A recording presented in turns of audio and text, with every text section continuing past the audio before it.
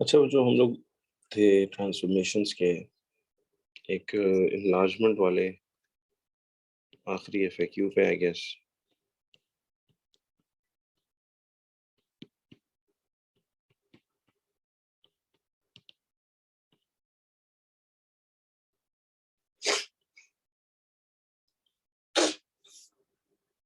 अच्छा, अब देखें इनलार्जमेंट में आप लोगों ने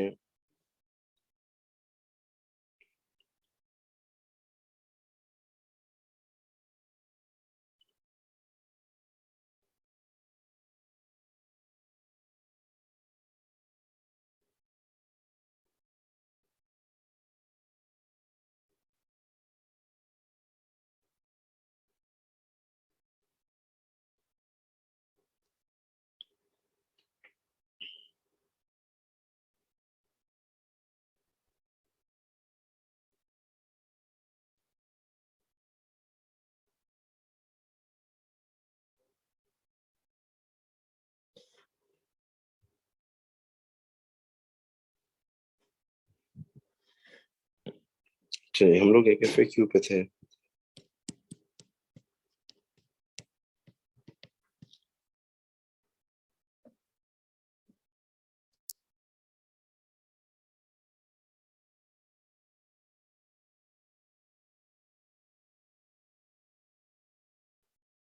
ये स्क्रीन हिल रही है,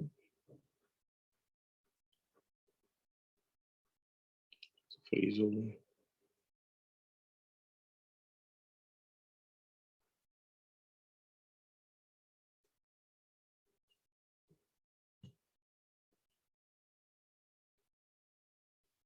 चलो,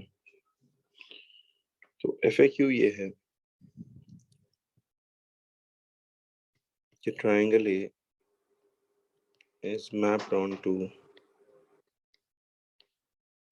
triangle B, ठीक है,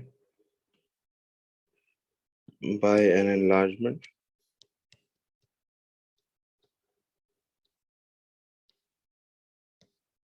triangle A is mapped onto triangle B by an enlargement, ठीक।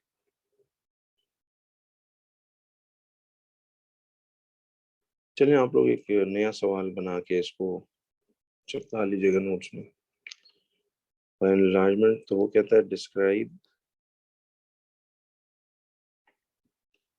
this enlargement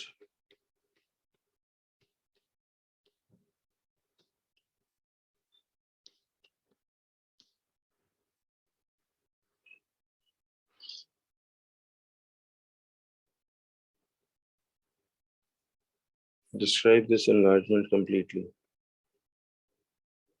ये एक 3 मार्क का क्वेश्चन है।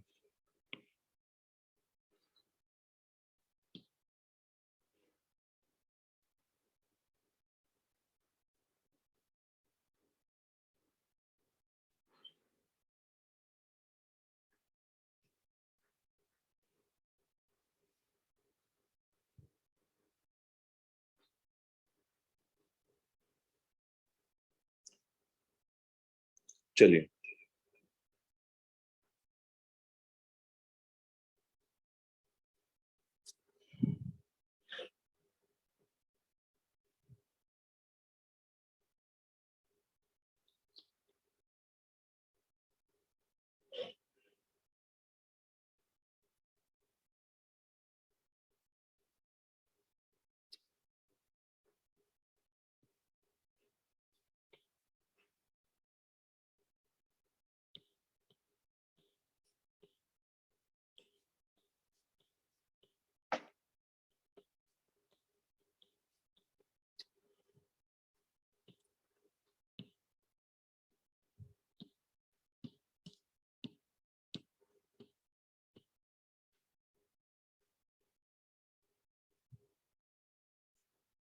ठीक है जी।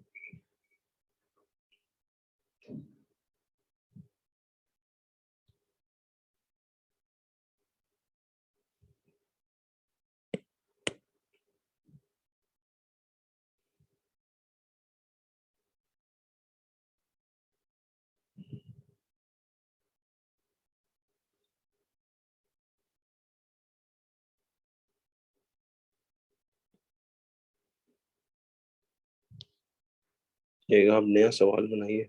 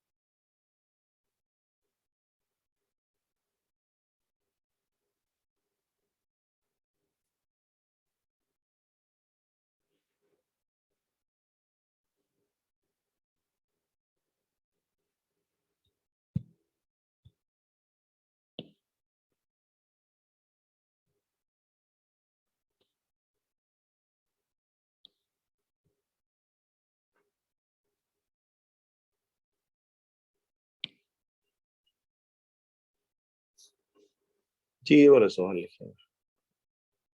Right new question. वो क्वेश्चन थोड़ा सा गलत हो गया।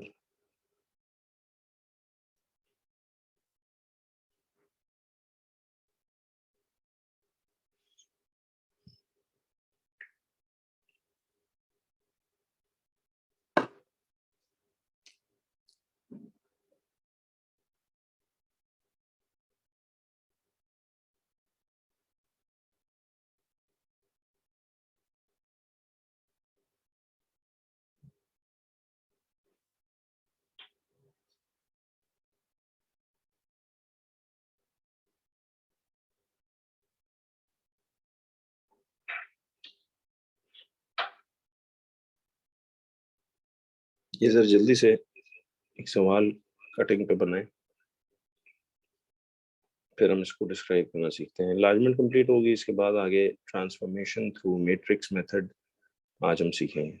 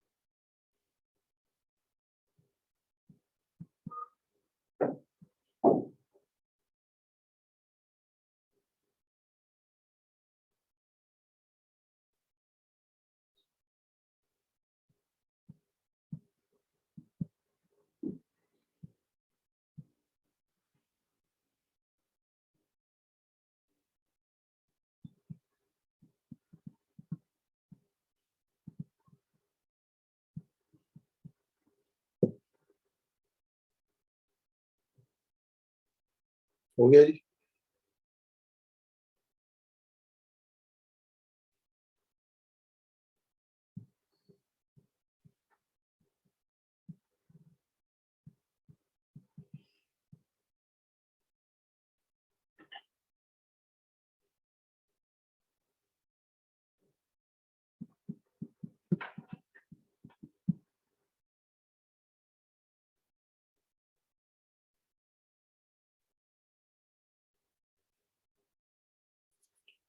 चलो,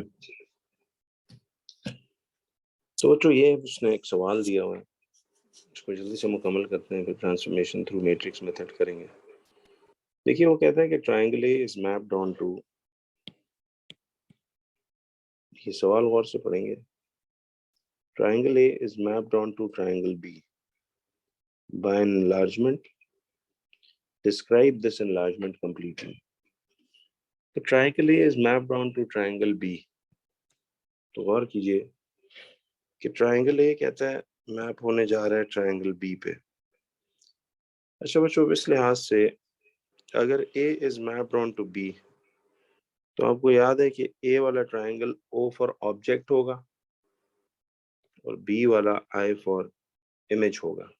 याद है, जब भी वो ऑब्जेक्ट इमेजेस दे देता है तो फिर हमें रिवर्स चलना पड़ता है, यानी जो वर्किंग हम कर रहे थे उसका रिवर्स। अब देखिए, उसने ए को ऑब्जेक्ट कहा, बी को इमेज कहा।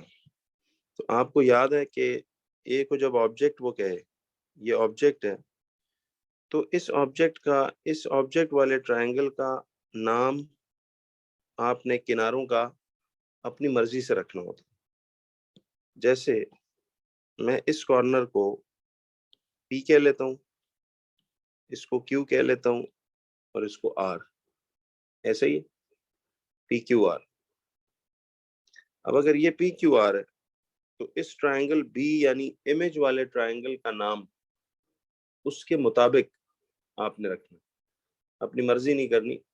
अगर पी क्यू आर का ऑब्जेक्ट है तो आपने इमेज उस तरह रखनी। तो अब देखिए, ये जो 90 डिग्री वाला कॉर्नर है, देखो ये जो 90 डिग्री वाला कॉर्नर है, ठीक है, ये अगर क्यू है तो इधर जाकर यही 90 डिग्री वाला कॉर्नर, देखिए यही 90 डिग्री वाला कॉर्नर क्यू डैश नहीं होगा, ठीक। फिर इसी तरह से जरा गौर कीजिएगा। अब देखो, क्यू से दो बॉक्सेस इधर दूर पी है, क्यू से दो बॉक्सेस दूर पी है और एक बॉक्स दूर आर है। तो क्यू से दो बॉक्सेस दूर क्यू है, तो फिर इसका मतलब है क्यू डैश से इधर वाला ये पॉइंट क्या होना चाहिए, ये पी डैश होना चाहिए। और इस क्यू डैश से इधर ये अगर आर है तो ये आर डैश, ये आ जाएगा, ठीक। तो पी क्यू आर आपका पी डैश क्यू डैश और आर डैश होगा।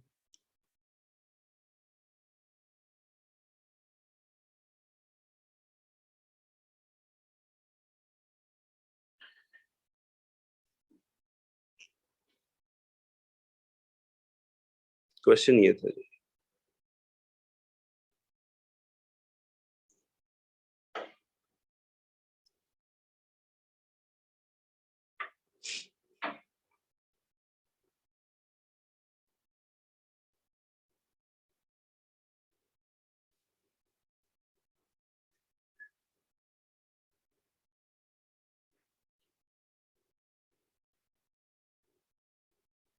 जी, तो ये सवाल आप लोगों ने इस तरह लिख दिया, ठीक। अब आपने ना जी इनलार्जमेंट का सेंटर ढूंढने का टेक्निक समझना है। मुझे वैसे बताइए कि देखिए, अब यहां से P और P dash, Q and Q dash, R and R dash, ये तीनों P and P dash, Q and Q dash, R and R dash, ये हमारे पास याद है वो corresponding set of objects and images हैं कि नहीं? तो हमें एक काम ये करना होगा, जरा आप देखिएगा। आप लोगों ने बच्चों एक नोटेबल बात ये याद रखनी है कि देखिए, हमें एनलार्जमेंट में ना सबसे पहले सेंटर ऑफ एनलार्जमेंट ढूंढना पड़ता है। तो आप इसमें नोट ये लिखें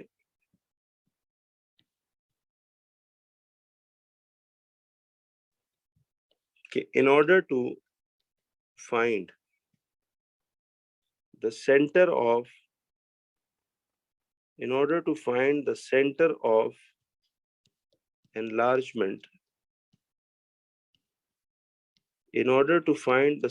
enlargement, we will join P and P dash, Q and Q dash, ठीक है, R and R dash। सबसे पहले तो हम इनको ज्वाइन करेंगे, ठीक है।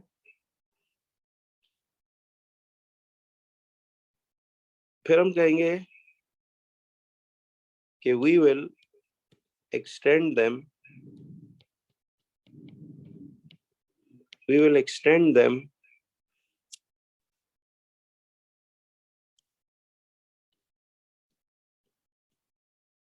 forward and backward. We will extend them forward and backward.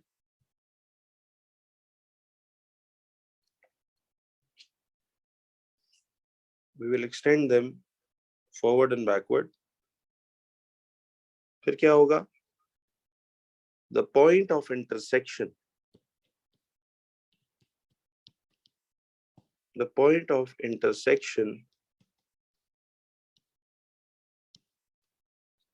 of these lines will give us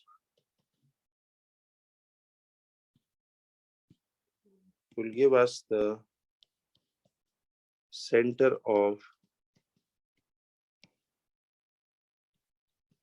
enlargement. So the point of intersection of these lines will give us the center of enlargement.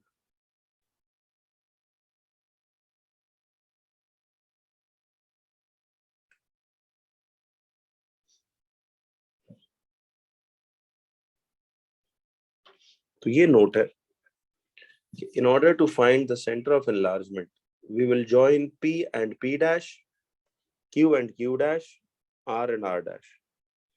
तो फिर हम उन लाइनों को extend करेंगे forward and backward. तो जिस नुक्ते पे ये पॉइंट्स, ये लाइंस इंटरसेक्ट करेंगी, वो हमारा सेंटर ऑफ एनलार्जमेंट होगा। अब देखो, ये हर चीज जहन में रखनी है ना कि यार सेंटर ऑफ रोटेशन ढूंढने के लिए क्या टेक्निक थी, सेंटर ऑफ एनलार्जमेंट ढूंढने के लिए क्या था। नोट लिख लिया सबने?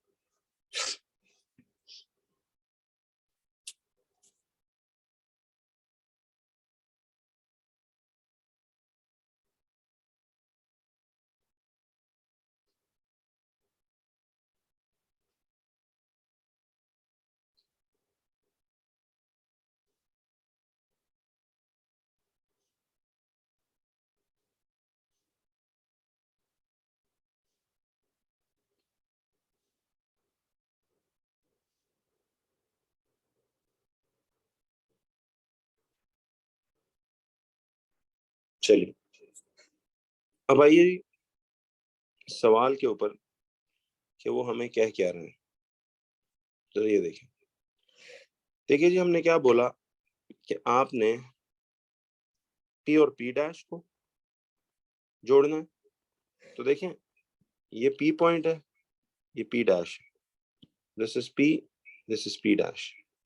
तो हमने ना इस P और P डैश को, इन दोनों को, अभी रुकना जरा, जोड़ना इनको एक, तो आप इसको ना ऐसे फुट रूलर से अलाइन करें,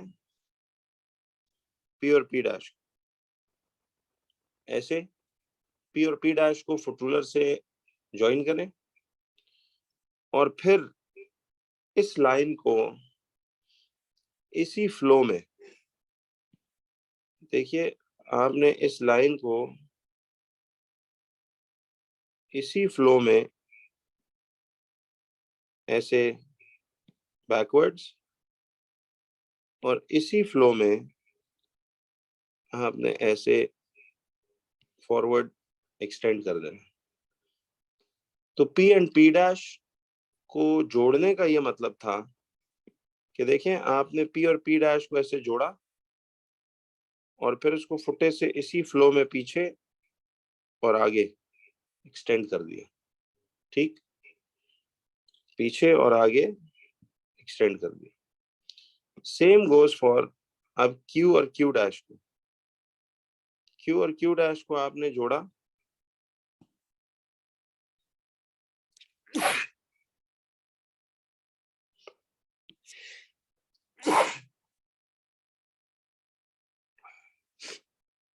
तो आपने Q और Q डैश को जोड़ना है, ठीक है जी, और इसको इसी फ्लो में पीछे ऐसे एक्सटेंड करना है, और इसी फ्लो में आगे एक्सटेंड करना है, ठीक है। ये मतलब था कि देखें आपने Q और Q डैश को फुट रूलर से अलाइन किया, Q और Q डैश को, और इसी को आगे एक्सटेंड किया और इसी को पीछे। तो ये था Q एंड Q डैश को जोड़ने का मतलब। अच्छा बच्चों अब सुनना, वैसे अब आपको जब दो लाइनें जुड़ गई ना, P और P dash, Q and Q dash, तो इस R एंड R डैश को जोड़ने की जरूरत नहीं है, R एंड R डैश को जोड़ने की जरूरत नहीं है, ठीक है। There is no need of joining R and R dash.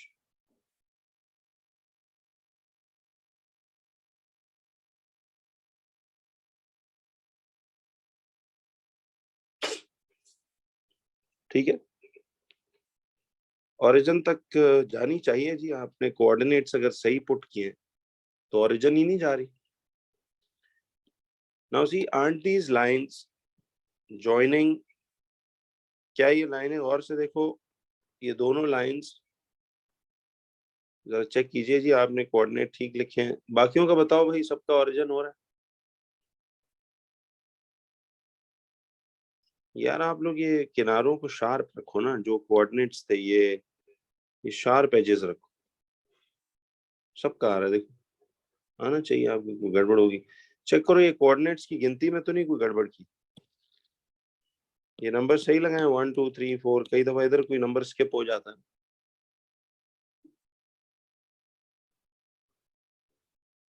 Check करो भाई, ये क्या चेक कर रहे हो? पता नहीं, शायद आप ऐसे ही, हाँ फॉल्ट मिल गया ना, चलो ठीक हो गया।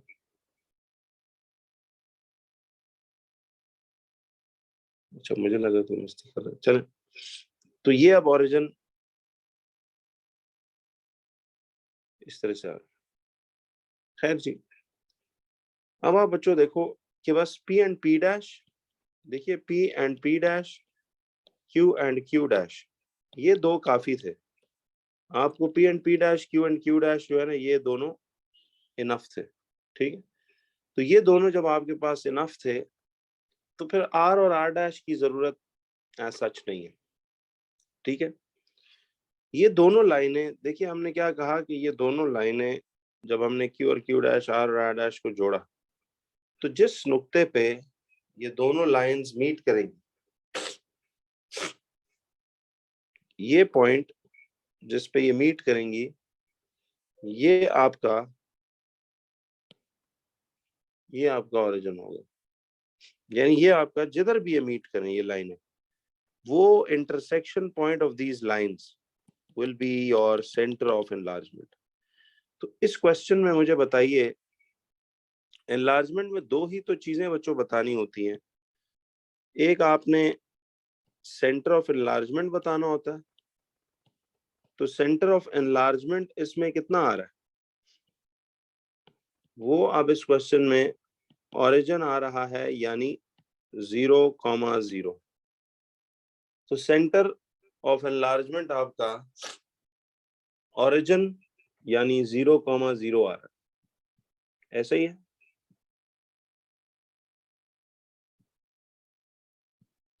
अब एक तो हमें सेंटर ऑफ एनलार्जमेंट बताना होता है, और दूसरा आप लोग बता सकते हो कि दूसरी बात क्या हमें बतानी होती है। एनलार्जमेंट में एक तो सेंटर बताना होता है, दूसरी बात क्या बतानी होती है? यस, दूसरी बात है स्केल फैक्टर ऑफ एनलार्जमेंट। दूसरी चीज हमें स्केल फैक्टर ऑफ एनलार्जमेंट बताना होता है, यानी के की वैल्यू बतानी होती है। स्केल फैक्टर ऑफ एनलार्जमेंट यानी के बताना होता है, याद है? अब के का फॉर्मूला बताइए क्या था। के का फॉर्मूला होता है LI अपॉन LO। क्या मतलब था जी इस फॉर्मूला LI अपॉन LO का? ये फॉर्मूला मैंने आपको लिखवाया था, K is LI upon LO। देखिए, LI stands for length of, I for image, length of image upon the length of object, length of image upon length of object. जरा मुझे बताइए कि लेंथ ऑफ इमेज, हमेशा याद रखें image की लंबाई ऊपर आएगी और ऑब्जेक्ट की लंबाई नीचे आएगी। तो आप कोई सा भी एक कॉरेस्पॉन्डिंग सेट पिक कर लो। देखिए, जैसे मैं आपको बताता हूँ, देखिए P और P dash, Q and Q dash, R और R डैश था ना। जरा एक मिनट सुनो। देखिए, इसमें आपने ये सोचना है, जरा गौर से देखिएगा। आप ये देखें कि P डैश Q डैश,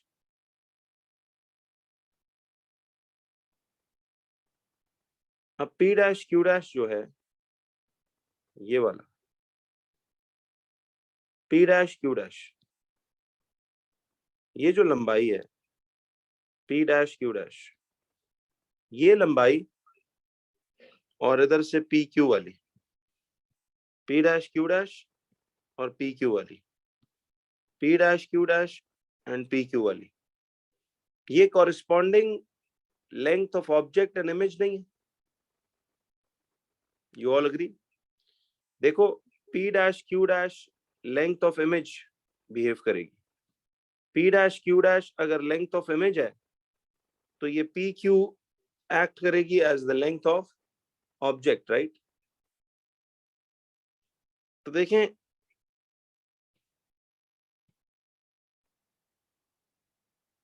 अब आप ये सोचें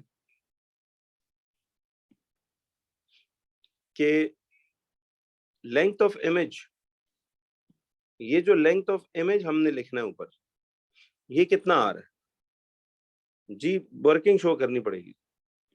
अब P dash Q dash length of image है ना, तो ये कितने बॉक्सेस आ रही है इधर से लेके इधर तक? चेक करो, 1 2 3 4 5 6 boxes, it is 6 boxes, right?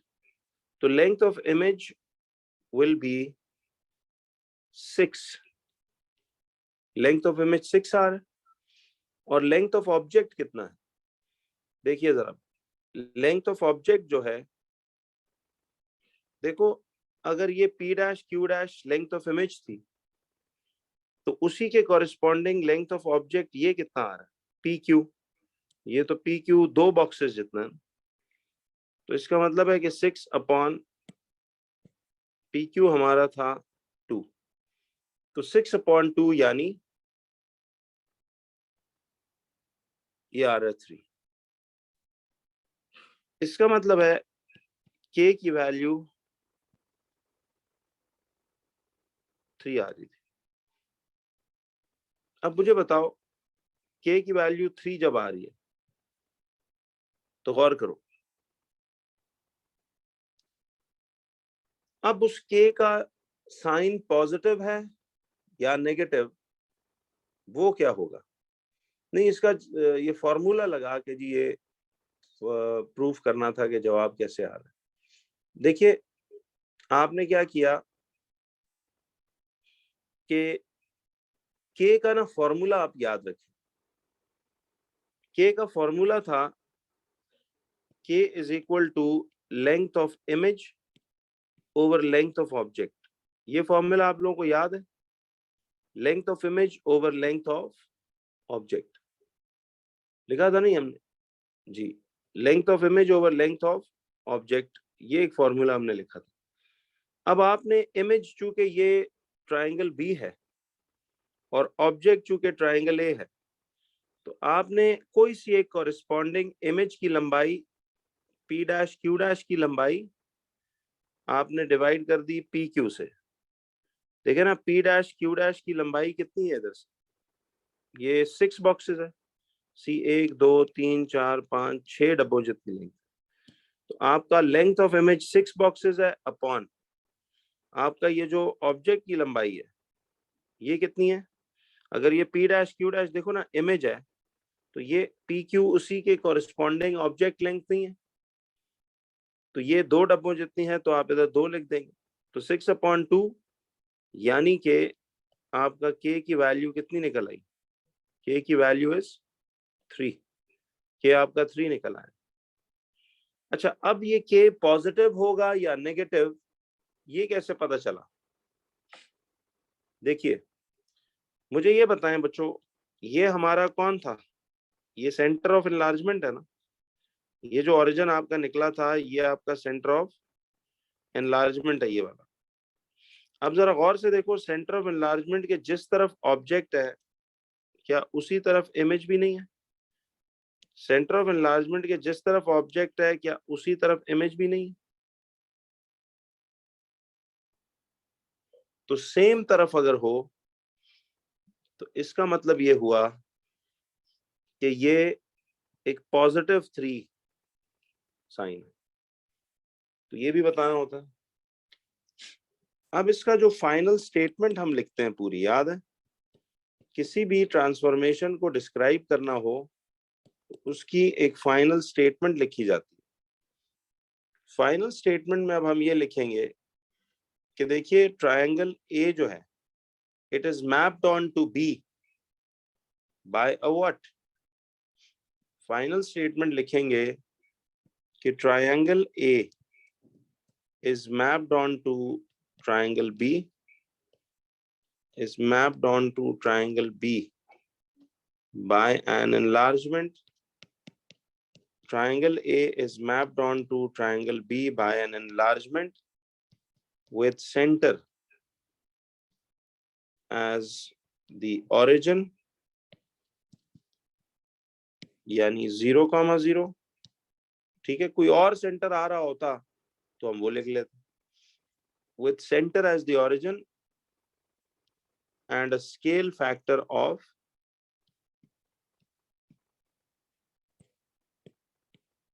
3। ये है वो फाइनल स्टेटमेंट जो आपको लिखनी चाहिए।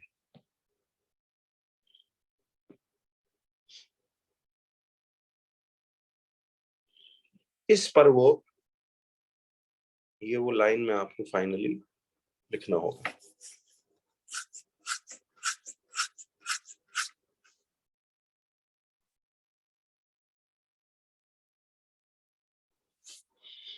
जी बच्चों, वो IGCSE मैथ्स के मैंने 3 topics, differentiation, stem and leaf, box and whiskers, वो जो नए सिलेबस में ऐड हुए थे उनकी, इसमें मैंने पिछले साल कुछ क्वेश्चंस ढूंढ के सब तरफ उसने एक वीडियोस बनाई थी, आप लोगों ने उसको, वो बहुत छोटे से इजी टॉपिक है, उसमें देखना मैंने एक बात को 50 दफा रिपीट किया हुआ। वो वीडियो एक्चुअली ट्वाइस स्पीड पे लगा के बेशक समझ लेना, जहां स्लो करना हो वो कर लेना, उसके नोट्स बना लीजिएगा जी। वो IGCSE वालों के 2-3 एक्स्ट्रा टॉपिक सिलेबस में मैथ्स के ऐड हुए थे, तो वो आप वहां से प्रैक्टिस करेंगे।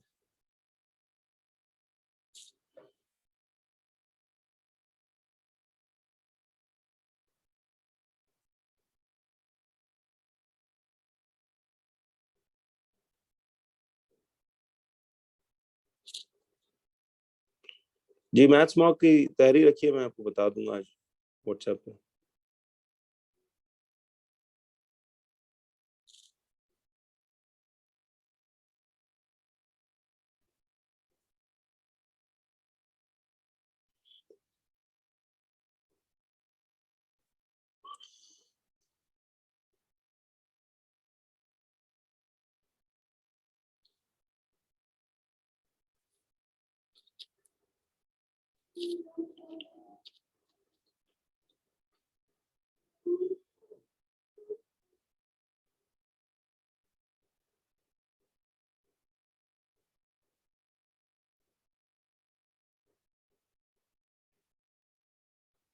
नहीं नहीं, मॉक आज नहीं, आज नहीं।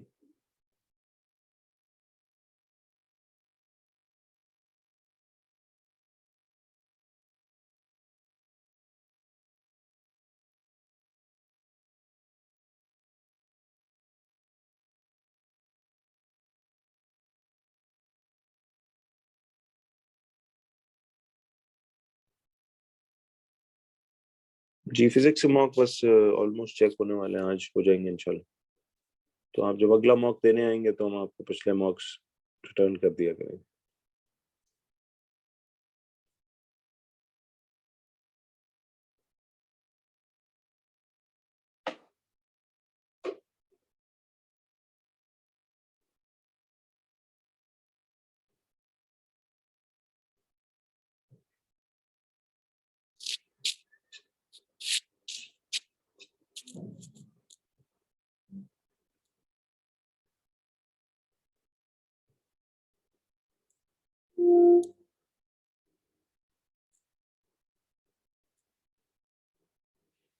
अच्छा जी,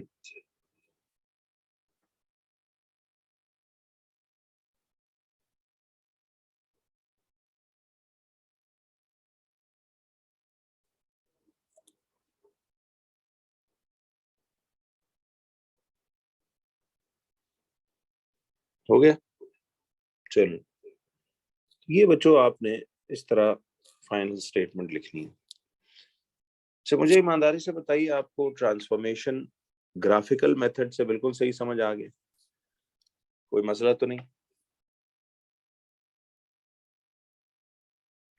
इन FAQs को बच्चों प्लीज याद से आप लोगों ने रीअटेम्प्ट करना होगा। एक एक चीज मॉक में आपकी डाली जाएगी, ठीक है? तो यू शुड बी अवेयर के कैसे सवाल हल होता है।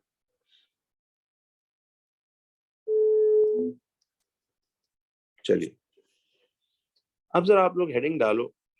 तो ये ट्रांसफॉर्मेशन थ्रू हमारा ग्राफिकल मेथड तो हो गया। अब एक बड़ा इंपॉर्टेंट काम है जी, ट्रांसफॉर्मेशन ग्रैंड मार्क में आएगा, क्यों नहीं आएगा?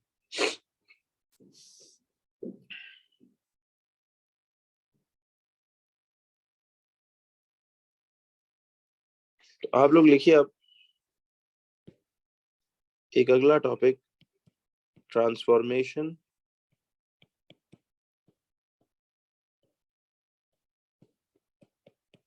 ट्रांसफॉर्मेशन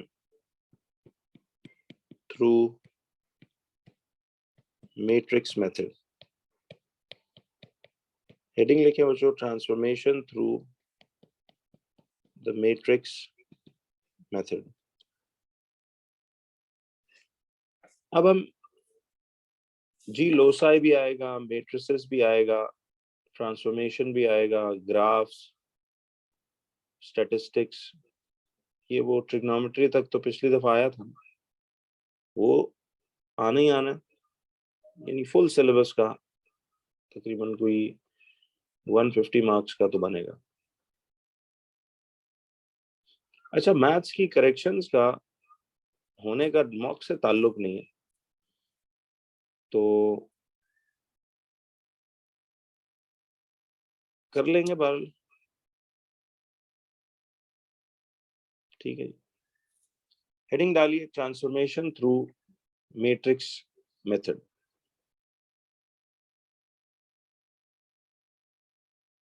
जरा हेडिंग लिखिए transformation through the matrix method, ठीक है। ट्रांसफॉर्मेशन थ्रू मैट्रिक्स मेथड, ये क्या होगा? जरा आइए बच्चों, उम्मीद है आप सब अब जरा अलर्ट बैठे हुए हैं।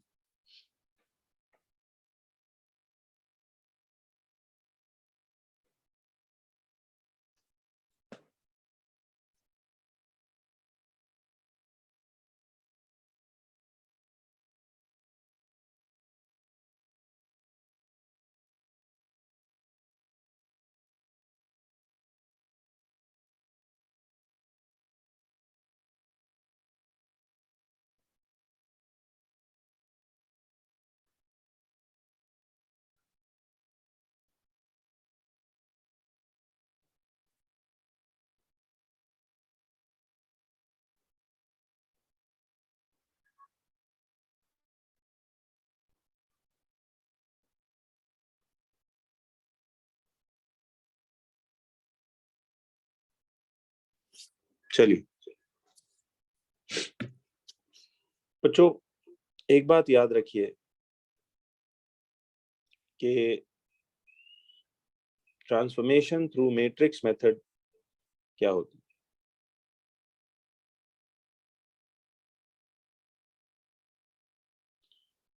यार देखो, अब ये टॉपिक ना इसी का कनेक्टेड अगला हाफ है, लेकिन लेंथ वाइज काम बड़ा सिंपल और छोटा सा है।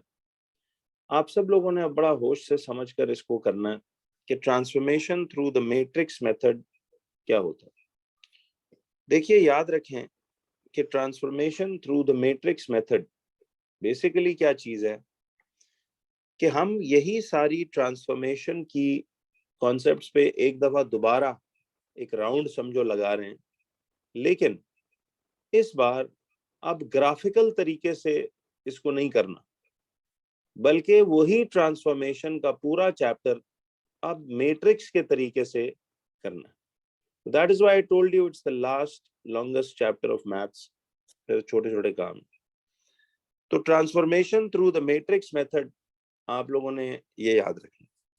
अच्छा बच्चों, अब एक बात याद रखो कि transformation through the matrix method, उसमें नहीं नहीं ऑप्शन नहीं होगी, ये दोनों काम आने चाहिए। वो आपसे दोनों काम पूछेगा, कुछ पार्ट्स ग्राफिकल के होंगे, कुछ पार्ट्स मैट्रिक्स मेथड के होंगे, तो you should be aware of both. Matrices का चैप्टर इसीलिए हमने दोबारा किया था। तो अब जरा गौर कीजिए, formation through the matrix method, अब ये क्या होगा? जरा देखो बच्चों, transformation through the matrix method, ये हम क्या करेंगे जरा देखिएगा। Transformation through the matrix method में ना बच्चों, आप लोगों ने एक नोटेबल बात जहन में रखनी है।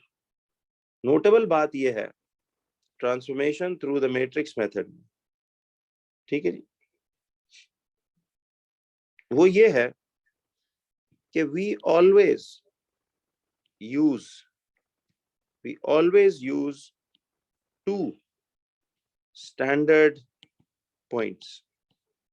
याद रखिए, transformation through the matrix method में we always use two standard points। Transformation through the matrix method में we always use two standard points। Transformation through the matrix method में we always use two standard points. कितने? 2 standard points. यार अब ये बात तो fixed है, ये रूल मैंने नहीं बनाया, ये बेसिकली नोट से ज्यादा ना आप इसको बल्कि कह लें कि ये एक रूल है। इसको नोट के बजाय हम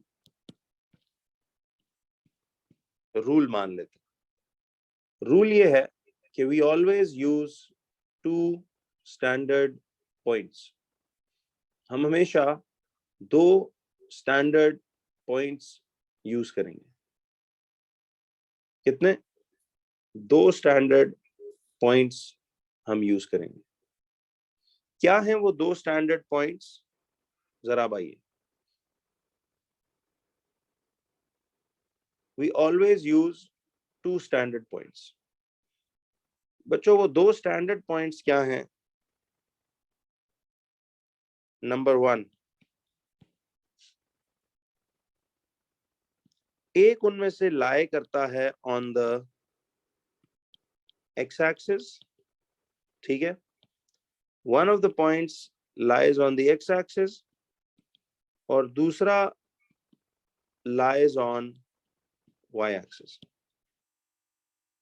याद रखिए, एक पॉइंट उनमें से एक्स एक्सिस पे लाई करता है, एक पॉइंट उनमें वाई एक्सिस पे लाई करता है। अब जरा गौर से देखिए कि ये जो एक्स एक्सिस पे पॉइंट लाई करता है, ये होता है हमेशा 1,0, 1,0, और जो पॉइंट वाई एक्सिस पे लाई करता है दैट इज 0,1। ये बात तो यार आज से घोल के पी जाए कि आप लोगों को यही 2 पॉइंट्स हमेशा सीखने हैं। तो एक है इनमें 1,0, ठीक है जी, और दूसरा पॉइंट है 0,1।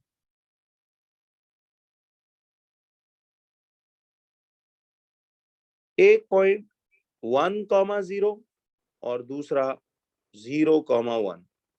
नहीं, ये आइडेंटिटी मैट्रिक्स नहीं है फिलहाल, ये अलग अलग 2 पॉइंट्स हैं। मैं बताता हूँ, पूरी बात बहुत आसान है अगर आप इसको थोड़ा समझ के करें।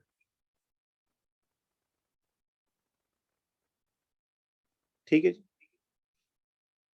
तो सवाल ये था कि जब भी आप ट्रांसफॉर्मेशन को थ्रू द मैट्रिक्स मेथड करेंगे, अभी तो पीछे हमने सारा ग्राफिकल मेथड किया ना, लेकिन अब जब उसे मैट्रिक्स मेथड से करेंगे बच्चों, तो हमेशा याद रखिए कि आपने 2 स्टैंडर्ड पॉइंट्स, रूल क्या कहता है कि वी ऑलवेज टेक या we always use 2 standard points. एक है 1,0 और दूसरा है 0,1। एक 1,0 और दूसरा 0,1। तो एक होगा 1,0, दूसरा 0,1।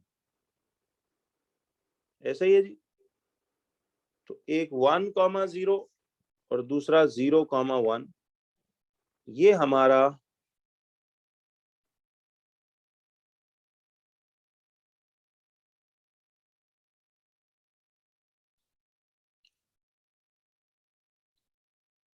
क्यों जी, क्लैरिटी है सबको? तो 1 इज 1,0, दूसरा 0,1। तो ये तो पक्का आप याद कर लीजिए कि यार जब भी हम ट्रांसफॉर्मेशन को थ्रू द मैट्रिक्स मेथड देखेंगे, तो हमेशा 2 स्टैंडर्ड पॉइंट्स यूज करेंगे, एक 1,0 और दूसरा 0,1। अग्रीड? तो एक 1,0 एंड दूसरा 0,1। अब आइए, इस बात को अगर ग्राफ पे हम दिखाना चाहें, तो बच्चों देखिए जरा, ये अगर सपोज हमारे पास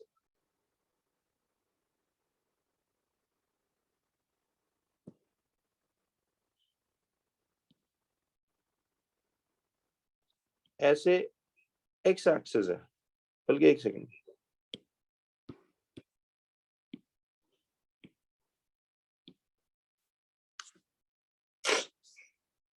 जी आप इसको वैसे रफ सा स्केच फिलहाल नोट्स पे बना लें, ग्राफ पे जरूरत नहीं है, आपको मैं ऐसे इस तरह दिखा रहा हूँ। देखिए जी, अब ये पॉइंट्स कौन होते हैं, जरा बच्चों ये देखना,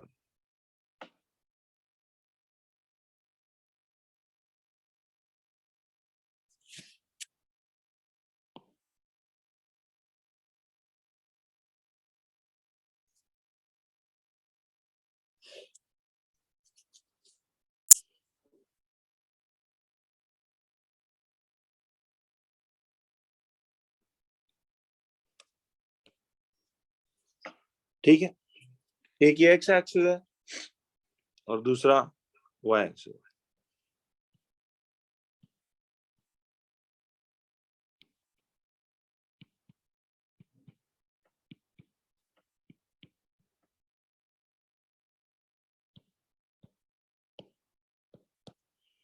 जरा एक मिनट सुनना इस बात को पूरा, ये अभी फिलहाल लिखने की जरूरत नहीं। देखिए हमने क्या कहा कि दो पॉइंट्स हैं, एक इस एक्स एक्सिस पे लाई करता है जिसके कोऑर्डिनेट्स हैं 1,0, एक ये वाला पॉइंट, ठीक है,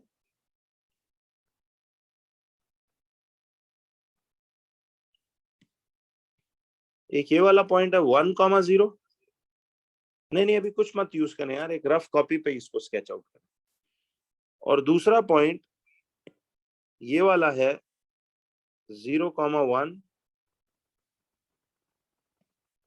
दूसरा पॉइंट इसमें ये वाला होगा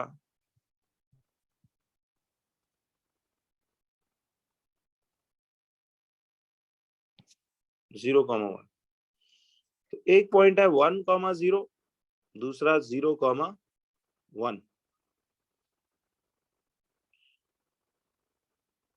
तो एक 1,0 और दूसरा 0,1।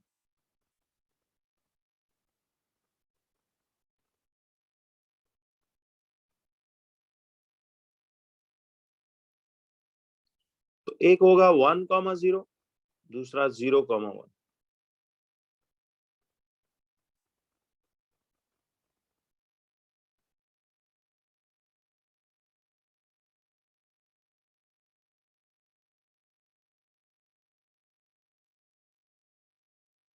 ठीक, ये दो पॉइंट्स हमेशा हमने यूज करने, ठीक है बच्चों।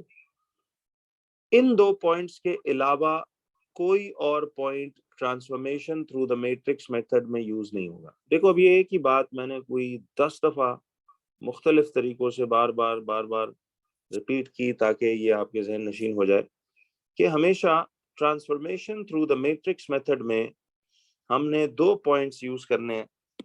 एक ये वाला पॉइंट हुआ करेगा जिसका कोऑर्डिनेट 1,0 है। अब देखिए क्या ये एक्स एक्सिस के ऊपर लाई नहीं करता, और एक दूसरा पॉइंट है ये वाला जिसके कोऑर्डिनेट्स 0,1 है। अब ये मैथ्स का कानून है कि यही दो पॉइंट्स आप transformation through the matrix method में यूज करेंगे, एक 1,0 और एक 0,1, एक 1,0 ये वाला और एक 0,1 ये वाला। क्लियर है जी? नहीं ज्वाइन वाइन कुछ नहीं करना, ये फिलहाल वैसे जहन में एक बात रखनी है। अब जरा देखिए कि हमने यार इसमें बच्चों एक काम ये करना है। अब सुनो, तो आपने क्या पढ़ा कि transformation through the matrix method में, देखिए transformation through the matrix method में आपने हमेशा दो स्टैंडर्ड पॉइंट्स यूज करने, you have to use two standard points. Transformation through matrix method में आपने हमेशा दो स्टैंडर्ड पॉइंट्स यूज करने, ठीक है, ये दो स्टैंडर्ड पॉइंट्स यूज करने। One of them lies on the x-axis and the other lies on the y-axis. तो एक उनमें x-axis पे लाई करता है, दूसरा उनमें y-axis पे लाई करता है। ठीक, तो एक x-axis पे लाई करता है और दूसरा y एक्सिस। x एक्सिस वाला 1,0 है, y एक्सिस वाला 0,1 है। तो जैसे हमने यहां किया कि ये 1,0 और एक 0,1, ये दो पॉइंट्स हमारे transformation through the matrix method में यूज होंगे। जरा आइए एक नेक्स्ट चीज की तरफ कि अब जरा हम सबसे पहले रिफ्लेक्शन थ्रू मैट्रिक्स मेथड, जरा इसको सीखते हैं। Reflection through the matrix method, reflection through the matrix method कैसे होगा? देखिए बच्चों, reflection through the matrix method जो है ये हम कैसे करते हैं? Reflection through the matrix method कैसे होगा?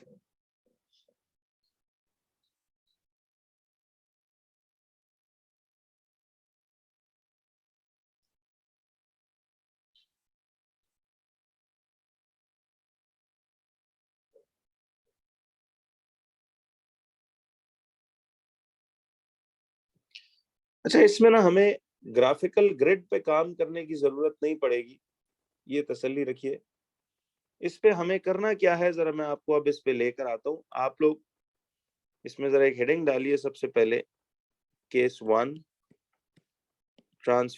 Reflection through the matrix method. कि reflection through the matrix method क्या होगा?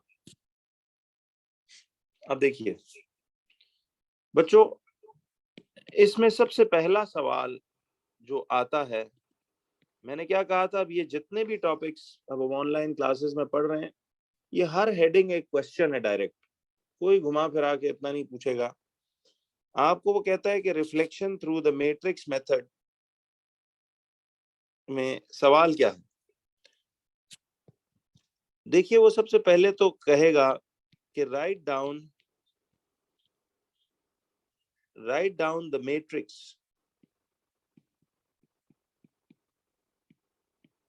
which represents write down the matrix which represents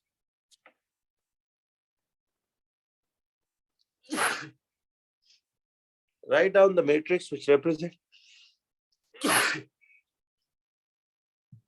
represents the reflection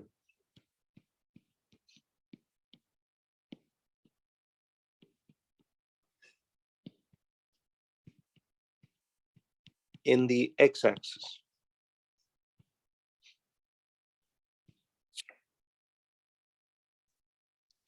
Thank you, Ji. तो write down the matrix which represents the reflection in the x-axis. तो यार आपको सबसे पहले तो हर तरह की ट्रांसफॉर्मेशन की मैट्रिक्स क्रिएट करना आनी चाहिए। देखो यार, मैं आपको ना इसमें एक जो मेथड अब बताने वाला हूं, आपको इसको ग्राफिकल ग्रिड पे करने की कोई जरूरत नहीं है, ठीक है? All you have to do is अपनी कॉपीज पे ही स्केचेस बनाने, एक्स एक्सिस वाई एक्सिस के हाथ से ही, और उसी पे एक तरीका हम देखते हैं। अच्छा, अब मैं आपको ना ये जो क्वेश्चन लिखवा रहा हूँ, पहले हम जरा रिफ्लेक्शंस को समझ लेते हैं कि वो मैट्रिक्स कैसे बने। यार बहुत आसान तरीका है इसका, टेक्निक अगर आप समझ लोगे तो बड़ा मसला हल हो जाएगा।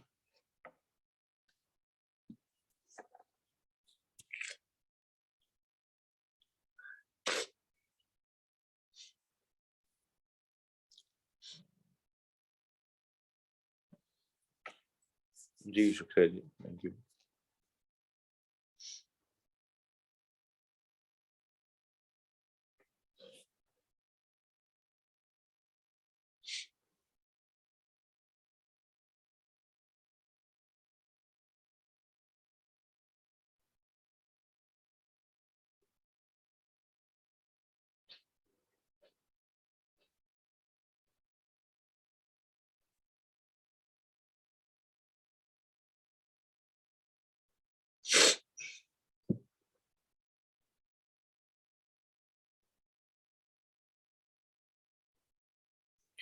ये सवाल लिखिए जी बच्चों जल्दी से।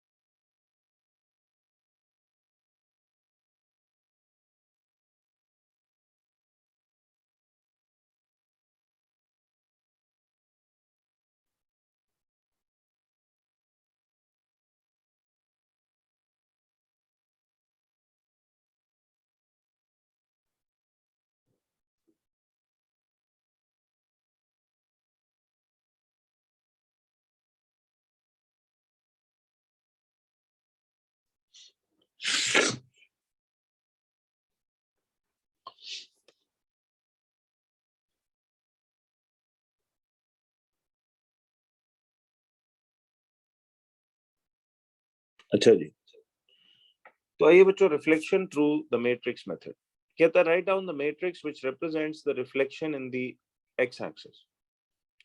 अच्छा यार, अब सुनो, reflection in the x axis की मैट्रिक्स कैसे बनानी है। देखो बच्चों, ये चैप्टर्स ना आप अब लाइफ में पहली बार देख रहे हो, इसलिए मैं बहुत स्लो चलता हूँ इनमें। हर साल हम बड़ा तरतीब से इसमें देखते हैं जरा, ताकि गड़बड़ ना हो।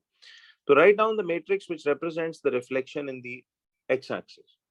अच्छा, अब मुझे बताइए, reflection in the x axis को कैसे ये लिखा जाए। अब आप लोगों ने एक बात इधर देखनी है, जरा लिखना लिखाना छोड़िए। मैं आपको बच्चों अब मेथड बता रहा हूं कि कैसे किसी भी ट्रांसफॉर्मेशन की मैट्रिक्स कैसे बनाई जाती है। आपको पहला सवाल यही आया करेगा कि जी फलानी फलानी रिफ्लेक्शन, फलानी फलानी रोटेशन, फलानी फलानी इनलार्जमेंट की मैट्रिक्स क्रिएट करें। तो आपने क्या करना होगा, जरा ये ध्यान दीजिए एवरीबॉडी। ये इसका पहला टाइप ऑफ फॉर्मेट है क्वेश्चन का, कि वो मैट्रिक्स क्रिएट करवाना आपसे 2 मार्क्स के लिए ये करेगा। ठीक है, तो अब देखिए, हम ये करने वाले हैं कि जब भी आपने मैट्रिक्स क्रिएट करनी होगी, तो बच्चों आपने जब मैट्रिक्स क्रिएट करनी होगी, तो see what we are gonna do is, हम इस तरह से ना एक रफ सी ग्रिड बनाएंगे। ठीक है, ये हमारी वाई एक्सिस होगी। अब प्रॉपर ग्राफिकल ग्रिड पे काम करने की जरूरत नहीं है, आप इस रफ ग्रिड पे काम, और ये हमारी एक्स एक्सिस है। ठीक, तो one is the x axis, the other is the y axis. Now what we have to do is, जरा ये ध्यान दीजिएगा जी, हमें अब करना ये चाहिए,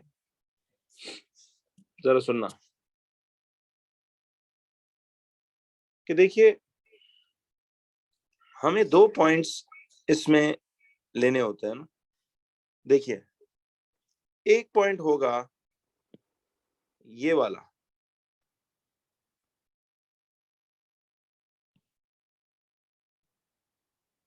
आप ना इस तरह चारों तरफ इनकी वैल्यूज लिख लो ऐसे करके। ठीक है, ये 1 आ गया, ये -1, ये -1, ये 1। अब जरा सुनना बात सारे,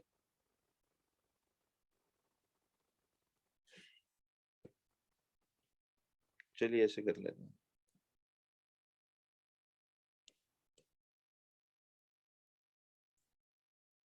ठीक है,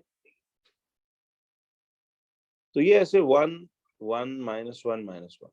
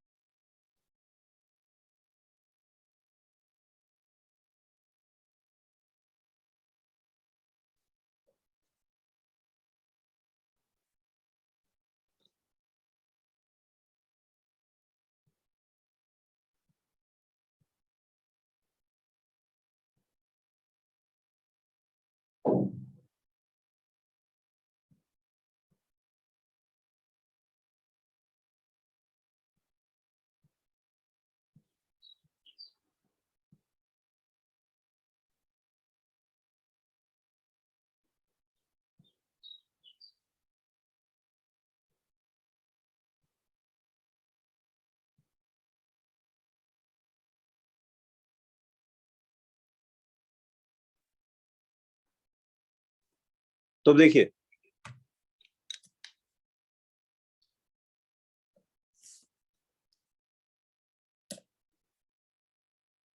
देखो बच्चों, सुनो, आप तरीका जरा समझ लीजिए जी। 2 मिनट पेन्स डाउन और आप इसको देख लें। अच्छा यार, आप ना इसको इस तरह से इसी रफ ग्रिड पे किया करो। मैट्रिक्स मेथड में आपको प्रॉपर ग्राफ यूज करने की कतई जरूरत नहीं है। लेकिन मैं थोड़ा सा वैसे ही ना, just to give a neat effect, आपको थोड़ा इस पे लेके आ जाता हूँ। एक सेकंड अब देखिएगा और से, तो वैसे ही आपको थोड़ा सा इस चीज को समझाने की खातिर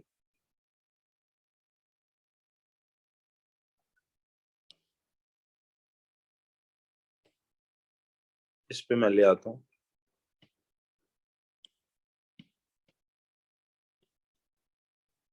आपने बहरहाल बच्चों इसको किस पे करना है, एक आम वो जो रफ ग्रिड ऐसे हाथ से बना के एक्स एक्सिस वाई एक्सिस, आप नहीं उस पे करना है। मैं सिर्फ थोड़ा सा just to give you proper view ये इस तरह से कर देता हूँ। ठीक है जी, जरा आप देखें।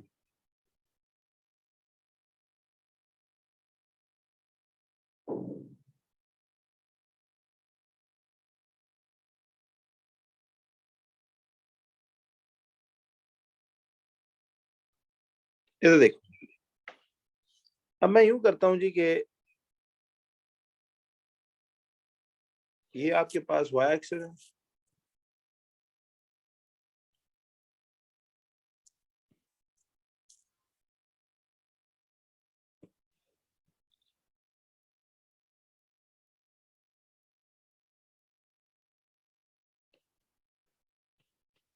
अब जरा देख,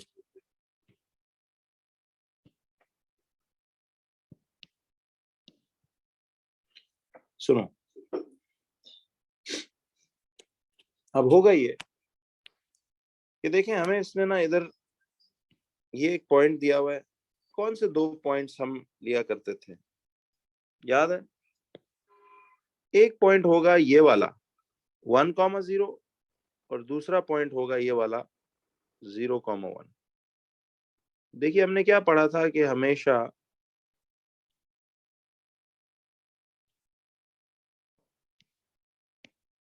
एक 1,0 और एक 0,1, ये दो पॉइंट्स हैं, एक 1,0 और दूसरा 0,1। तो अब सोचने वाली बात यह है, सुने, दो पॉइंट्स हैं, एक 1,0 और दूसरा 0,1। ये बात सबको क्लियर है? देखो अब एज यूजुअल टॉपिक का स्टार्ट समझने वाला है, आगे फिर एक रूटीन सेट हो जाएगी, आपको खुद समझ होगी कि क्या करना है। जरा गौर कीजिए, देखो बच्चों, आपने ये करना है सबसे पहले कि दो पॉइंट्स हैं 1,0 और दूसरा 0,1। Now watch carefully everybody. उसने क्या कहा था, क्वेश्चन में क्या कहा था, जरा ये गौर करो। सवाल में उसने ये कहा था कि जी आपने एक मैट्रिक्स लिखनी है, right down the matrix which represents the reflection in the x axis। वो कहता है कि आपने ऐसी मैट्रिक्स बनानी है जो रिप्रेजेंट करे reflection in the x axis को।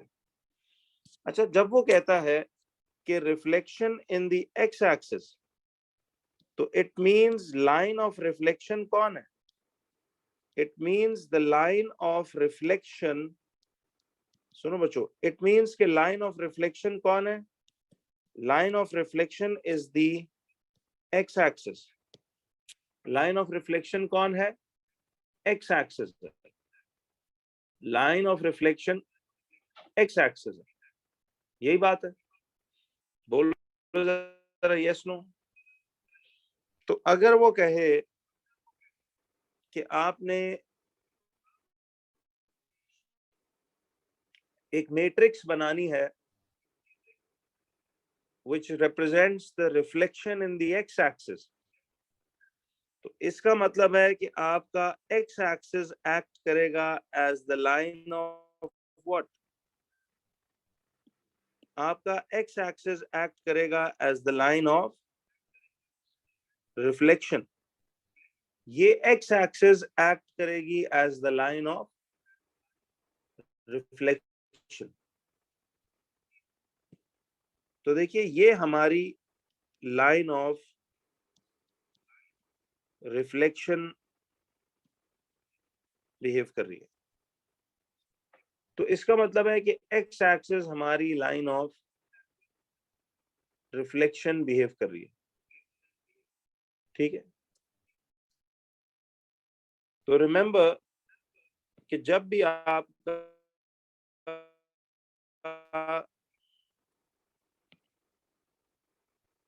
वो कहे कि write down the matrix which represents the reflection in the x axis, तो इसका मतलब है कि ये आपकी लाइन ऑफ रिफ्लेक्शन होगी। क्लियर जी? तो अब देख सुनो कि हमें अब अगर लाइन ऑफ रिफ्लेक्शन पता लग गई है तो अब मैट्रिक्स कैसे बनेगा। ना वॉच बच्चों, सब लोग जरा ध्यान से इसको देखेंगे।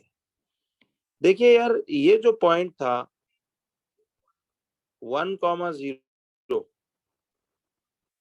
अब मैं आपको ना इस मैट्रिक्स की क्रिएट करने की जरा वर्किंग ये समझा रहा हूं।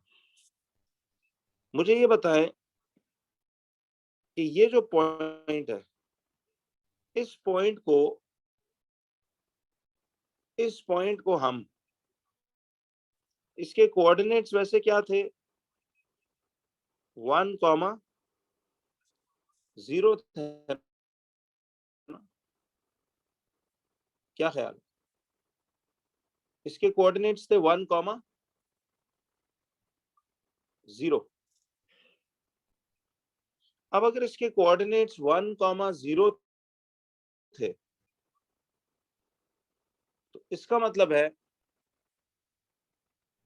कि अब से उसे चूंकि मैट्रिक्स स्टाइल से लिखना है, तो अब से इस 1,0 को हम यूं लिखेंगे कि देखो ना, अब ये x कंपोनेंट था, ये y कोऑर्डिनेट है, तो इसको हम मैट्रिक्स फॉर्म में यूं लिखेंगे कि ये आपके पास ये 1 जो है ये आ जाएगा इधर और ये 0 आ जाएगा ऐसे करके।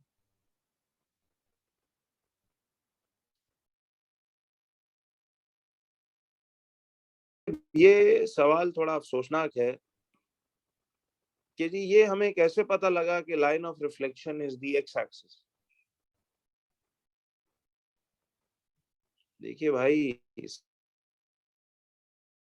सवाल पढ़ो ना, कहता है कि write down the matrix which represents the reflection in the x axis।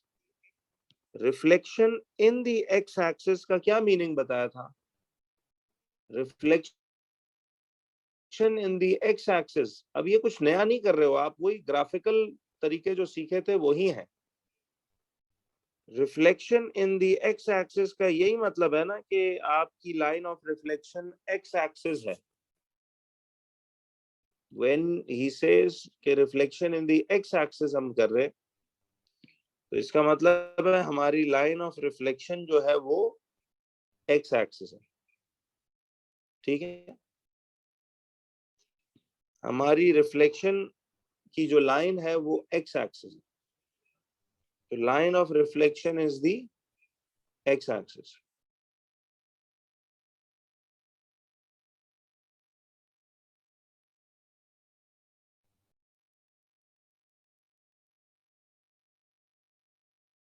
तो अब जरा देखो सारे, तो लाइन ऑफ रिफ्लेक्शन हमारी एक्स एक्सिस होगी। क्लियर है ये सब?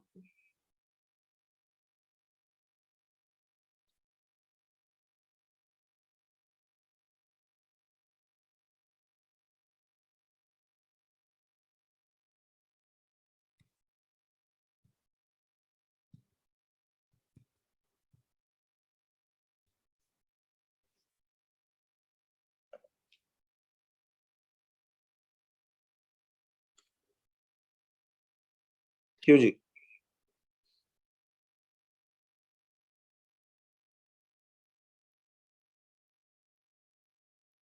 अब आइए, तो देखो यार, ये दो पॉइंट्स थे एज यूजुअल हमेशा। एक आपका ये पॉइंट है 1,0, तो इस 1,0 को हम लिखेंगे ऐसे 1,0 करके। समझना बहुत आसान बात होने वाली है। ये देखिएगा, ये 1,0 को हम इस स्टाइल में लिखेंगे। आपसे मैट्रिक्स मेथड में जब हो तो उस पॉइंट 1, देखो ये पॉइंट था 1,0 वाला, इसको हम लिखेंगे इस स्टाइल में 1,0 करके। और दूसरा ये जो पॉइंट है ये वाला, इस पॉइंट के कोऑर्डिनेट्स क्या थे?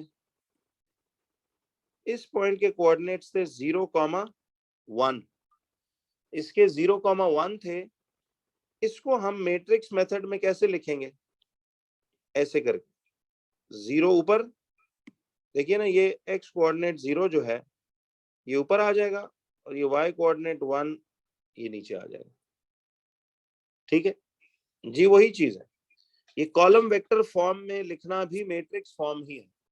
ठीक है, अब बच्चों ये बात मैं जो आपको बताना चाह रहा था, जरा इसको तफसील से सुनिएगा। देखिए, आई विल ऑलवेज गो इतना ही स्लो टिल द एंड। आराम से सब चीजें खत्म होंगी इंशाल्लाह, एक एक करके। बस पिछला पक्का करो, अगले की फिक्र छोड़ो।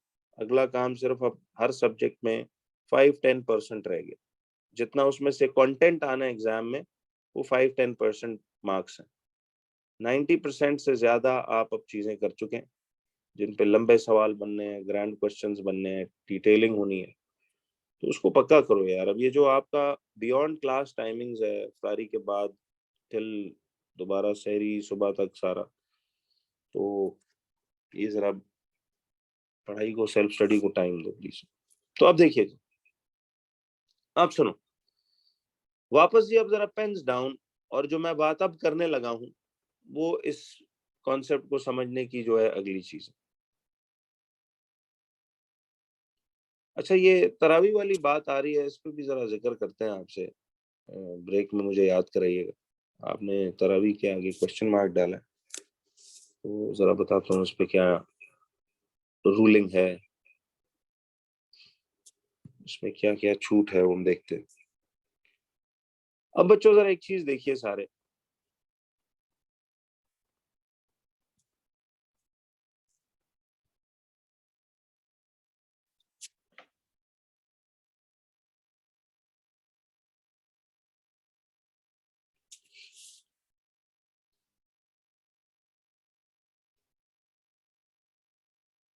देखें जरा ये वापस इस पे कि देखें।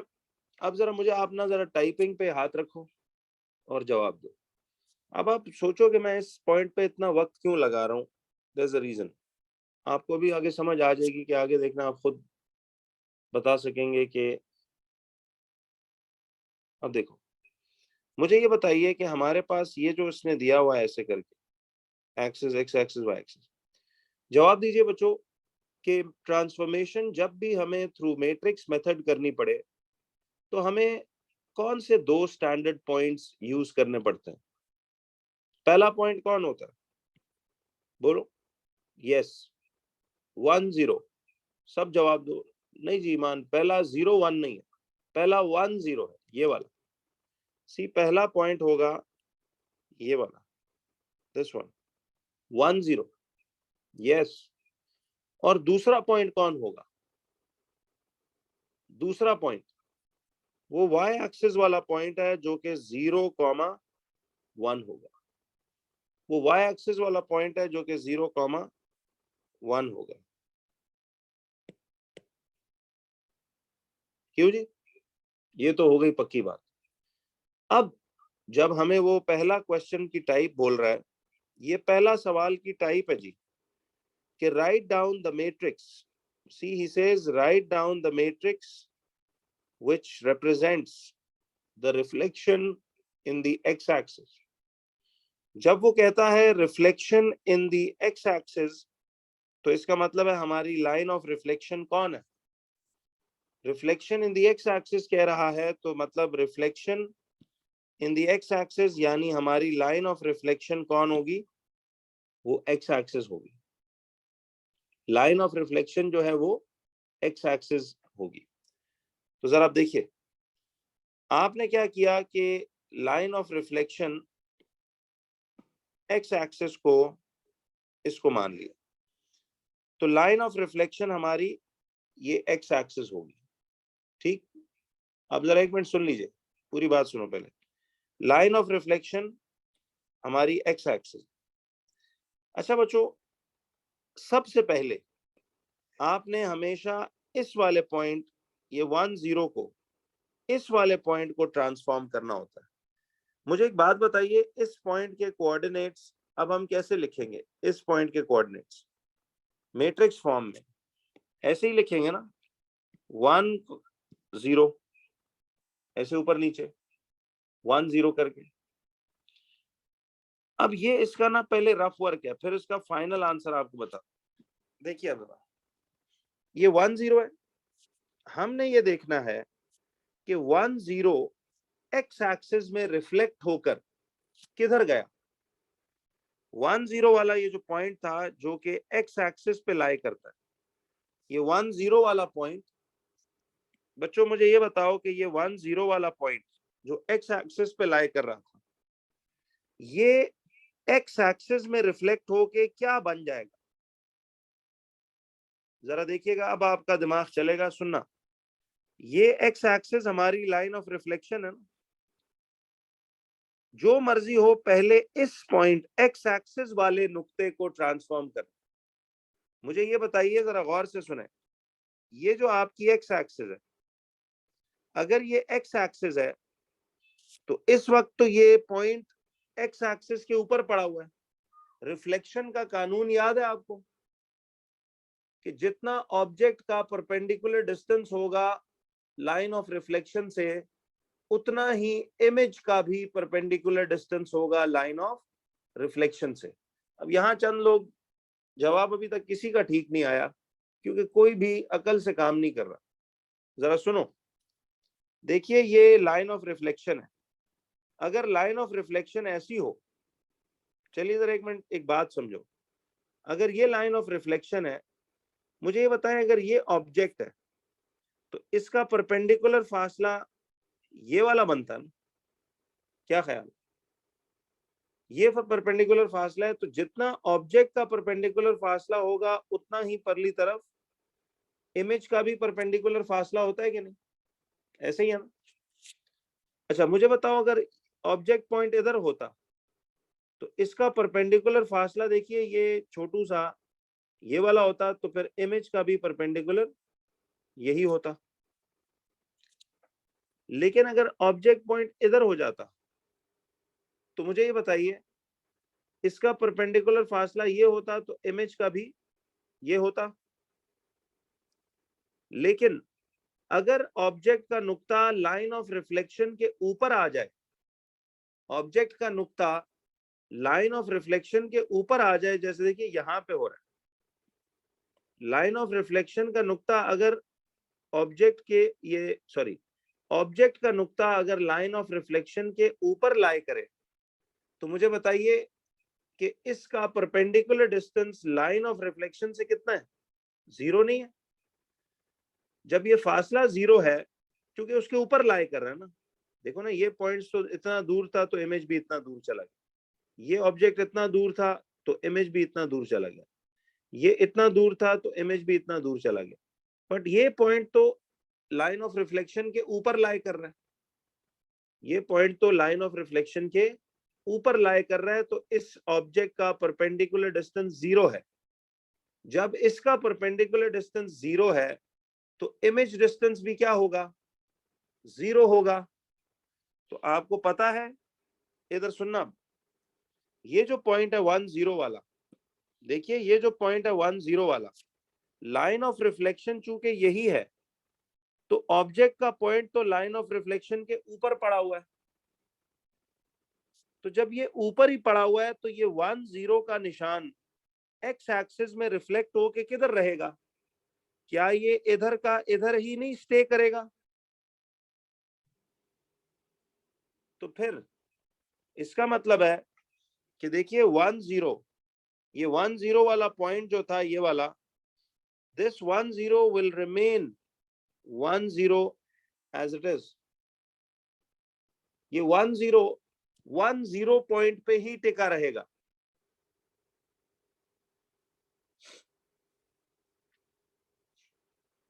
क्यों जी? 1 0 10 वाले पॉइंट पे ही टिका रहेगा। देखिए मैं ये कह रहा हूं भाई कि सुनो, देखें, जी जी रिपीट कर रहा हूँ। आप लोग यार बातें पिछली भूल जाते हो, ये बड़ी मुसीबत बन जाएगी यार ये तो फिर है। यार आप लोगों को रिफ्लेक्शन का कानून मालूम है? रिफ्लेक्शन किस चीज को कहते थे? रिफ्लेक्शन कहते थे कि जब, इधर सुनो, देखिए रिफ्लेक्शन हम कहते थे कि जब आपकी एक लाइन ऑफ रिफ्लेक्शन है, जरा सुनना इस कॉर्नर में मैं जो यहाँ पे काम कर रहा हूँ इधर। अब जब आपने देखा था कि लाइन ऑफ रिफ्लेक्शन, ये हमारी सपोज वो लाइन ऑफ रिफ्लेक्शन, ये ऑब्जेक्ट पॉइंट है। मुझे ये बताइए कि अगर ये ऑब्जेक्ट पॉइंट है तो जितना इसका परपेंडिकुलर फासला इधर तक होता था उतना ही परपेंडिकुलर फासला इधर भी होता था कि नहीं? तो ये अगर ऑब्जेक्ट पॉइंट है तो ये इसका इमेज हो जाता था। ये बात तो याद है ना? अच्छा, जब ऑब्जेक्ट पॉइंट इधर आएगा तो इसका परपेंडिकुलर डिस्टेंस इतना है तो इमेज का भी परपेंडिकुलर डिस्टेंस इतना ही होगा।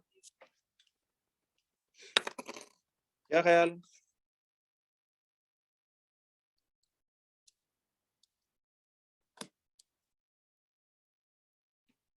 ठीक है जी।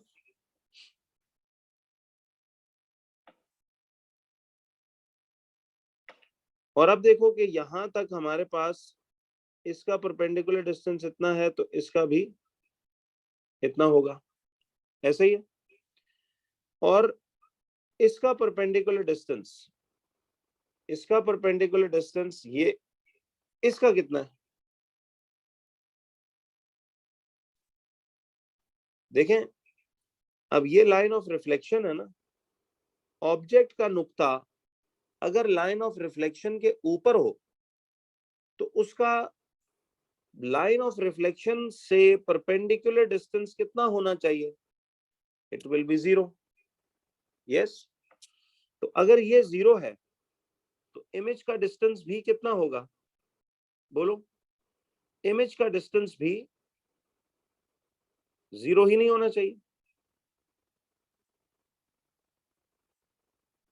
यस, तो इमेज का डिस्टेंस भी कितना आ जाएगा? 0 आ जाएगा। तो इमेज का डिस्टेंस भी आपके पास 0 आ जाएगा। अब मुझे ये बताओ कि इमेज का डिस्टेंस भी बच्चों जब 0 आ गया तो मैं इस बात से आपसे पूछ रहा था कि देखिए आपके पास ये लाइन ऑफ रिफ्लेक्शन है ना, क्योंकि क्वेश्चन में उसने क्या दिया हुआ है देखो कि आपने right down the matrix which represents the reflection in the x axis. तो अगर reflection in the x axis करनी है तो फिर आपकी लाइन ऑफ रिफ्लेक्शन भी ये एक्स एक्सिस ही होगी। लाइन ऑफ रिफ्लेक्शन भी ये एक्स एक्सिस ही होगी। ठीक है, लाइन ऑफ रिफ्लेक्शन हमारी ये एक्स एक्सिस ही है। क्या ख्याल? तो अब गौर करो, ये जो पॉइंट है 10 वाला, ये 10 वाला पॉइंट आपका जी ये है। अब मुझे ये बताओ कि हमेशा हमने जब भी मैट्रिक्स क्रिएट करनी होगी ना तो पहले इस पॉइंट 10 को ट्रांसफॉर्म करेंगे, इसको रिफ्लेक्ट करेंगे इस लाइन में जो ये बता चुका है। अब मुझे बताओ, ये लाइन ऑफ रिफ्लेक्शन है एक्स एक्सिस और आपका ये 10 का पॉइंट इस लाइन के ऊपर पड़ा हुआ है। तो बताओ क्या ये ऊपर पड़ा हो तो इसका ऑब्जेक्ट डिस्टेंस तो 0 है तो इमेज डिस्टेंस भी 0 होगा।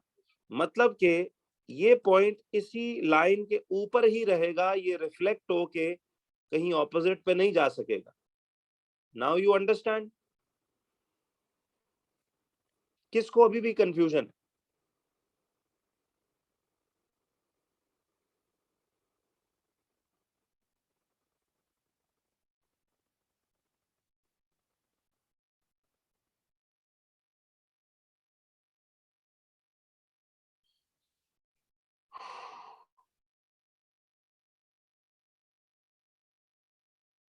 इसमें कहाँ पे कंफ्यूजन है जी गुलाम, बताइए, मैं उसको क्लियर करूँ। यार यही बात जो सिखाई है, देखें वही पुरानी है, आप लोग थोड़ा सा दिमाग यूज करो। देखो ये जो मैंने आपको केस समझाया,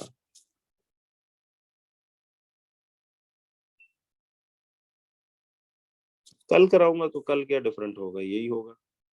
जब तक दिमाग यूज नहीं करेंगे मुश्किल है। भैया क्या करते हो, ये आपका लाइन ऑफ रिफ्लेक्शन है ना यार, मुझे 150 दफा समझा लो, बात तो वही करूंगा बार बार।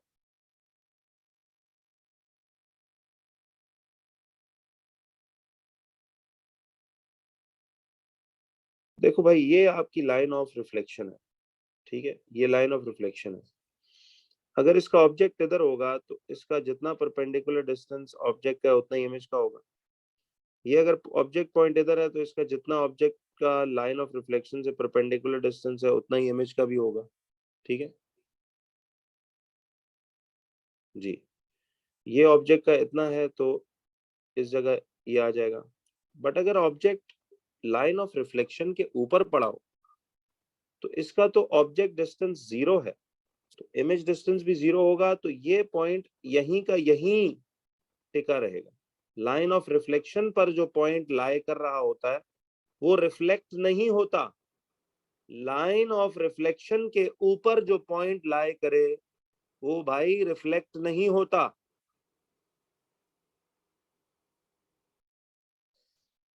यार थोड़ा सा तो दिमाग यूज किया करो। नोट लिखो ये कि those points which lie on those points which lie on the line of reflection, ये नोट लिखो साइड में।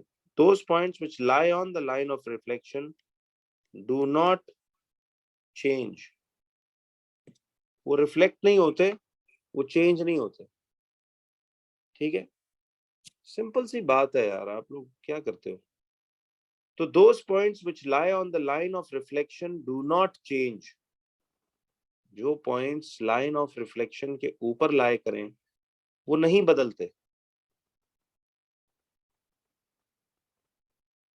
नहीं नहीं, तो अब मुझे ये बताओ कि ये जो पॉइंट था, ध्यान से देखिए, अब ये 10 वाला पॉइंट जो था, ये वाला, तो मुझे ये बताओ, ये 10 वाला पॉइंट तो लाइन ऑफ रिफ्लेक्शन के ऊपर लाई नहीं कर रहा।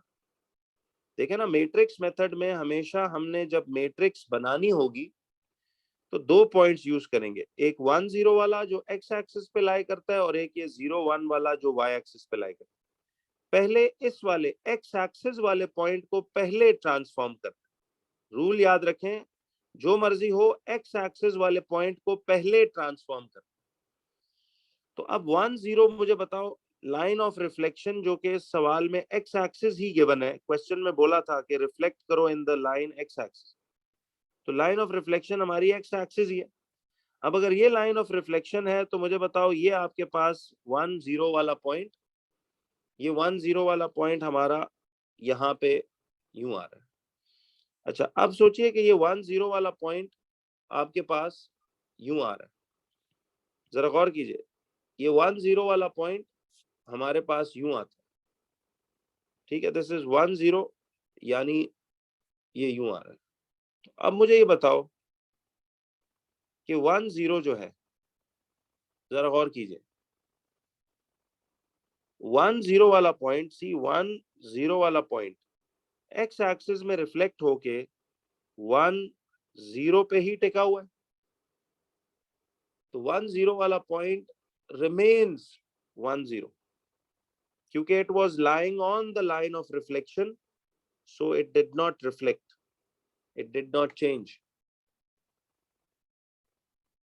ना ना ना ना, लाइन ऑफ रिफ्लेक्शन जो भी होती, आप पहले इस एक्स एक्सिस वाले पॉइंट को रिफ्लेक्ट करेंगे हमेशा।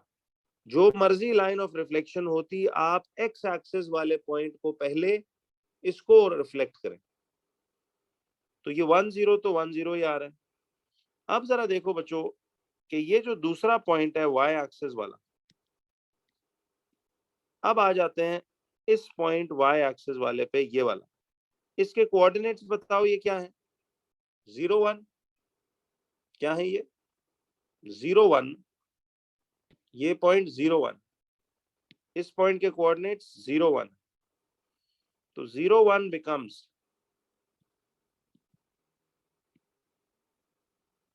0 1 बिकम्स, ये देखिएगा 0 1, मुझे बताइए कि अब एक्स एक्सिस में रिफ्लेक्ट होके क्या बन जाएगा? देखो 0 1 जो है एक्स एक्सिस में रिफ्लेक्ट होके ये पॉइंट है और ये हमारी लाइन ऑफ रिफ्लेक्शन है, समझो, बिकॉज क्वेश्चन में लाइन ऑफ रिफ्लेक्शन किसको कहा था उसने? एक्स एक्सिस को। तो ये वाला पॉइंट तो चेंज नहीं हुआ था, 1 0 रिमेन्ड 1 0, लेकिन मुझे बताओ ये 0 1 वाला पॉइंट अब इसको क्या हो गया?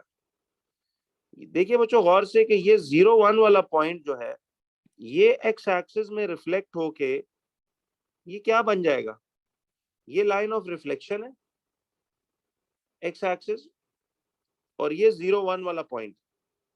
तो आप सबको ये बात मालूम है कि देखिए इसका जितना परपेंडिकुलर फासला ये होगा, ये कितने बॉक्स फासला है? एक बॉक्स। तो अगर ये एक बॉक्स फासला है तो फिर परली तरफ भी लाइन ऑफ रिफ्लेक्शन से हम एक बॉक्स दूर नहीं चले जाएंगे। तो देखिए ये एक बॉक्स फासला है, तो लाइन ऑफ रिफ्लेक्शन से एक बॉक्स दूर जाएं तो क्या ये पॉइंट नहीं आता? इस पॉइंट का कोऑर्डिनेट्स क्या होंगे? जरा ये देखिए, इस पॉइंट का कोऑर्डिनेट्स ये बन जाएंगे विच इज 0। अच्छा तसल्ली से अब बताओ यार, यहां गड़बड़े करते हैं लोग। इस पॉइंट के कोऑर्डिनेट्स क्या होंगे? देखो एक्स कोऑर्डिनेट 0 है और वाई कोऑर्डिनेट -1, तो इसका 0 कॉमा -1 बनता है जी। तो 1 0, देखिए ये दूसरा पॉइंट एक्स एक्सिस में रिफ्लेक्ट होके 0 1 का जितना परपेंडिकुलर फासला होगा, रिफ्लेक्शन में यही होता है ना कि ऑब्जेक्ट नुक्ते का लाइन ऑफ रिफ्लेक्शन से जितना परपेंडिकुलर फासला हो, इमेज का परपेंडिकुलर फासला भी उतना ही होता है। तो गौर से देखिए 0 1 reflected in this line and it went to become 0 -1।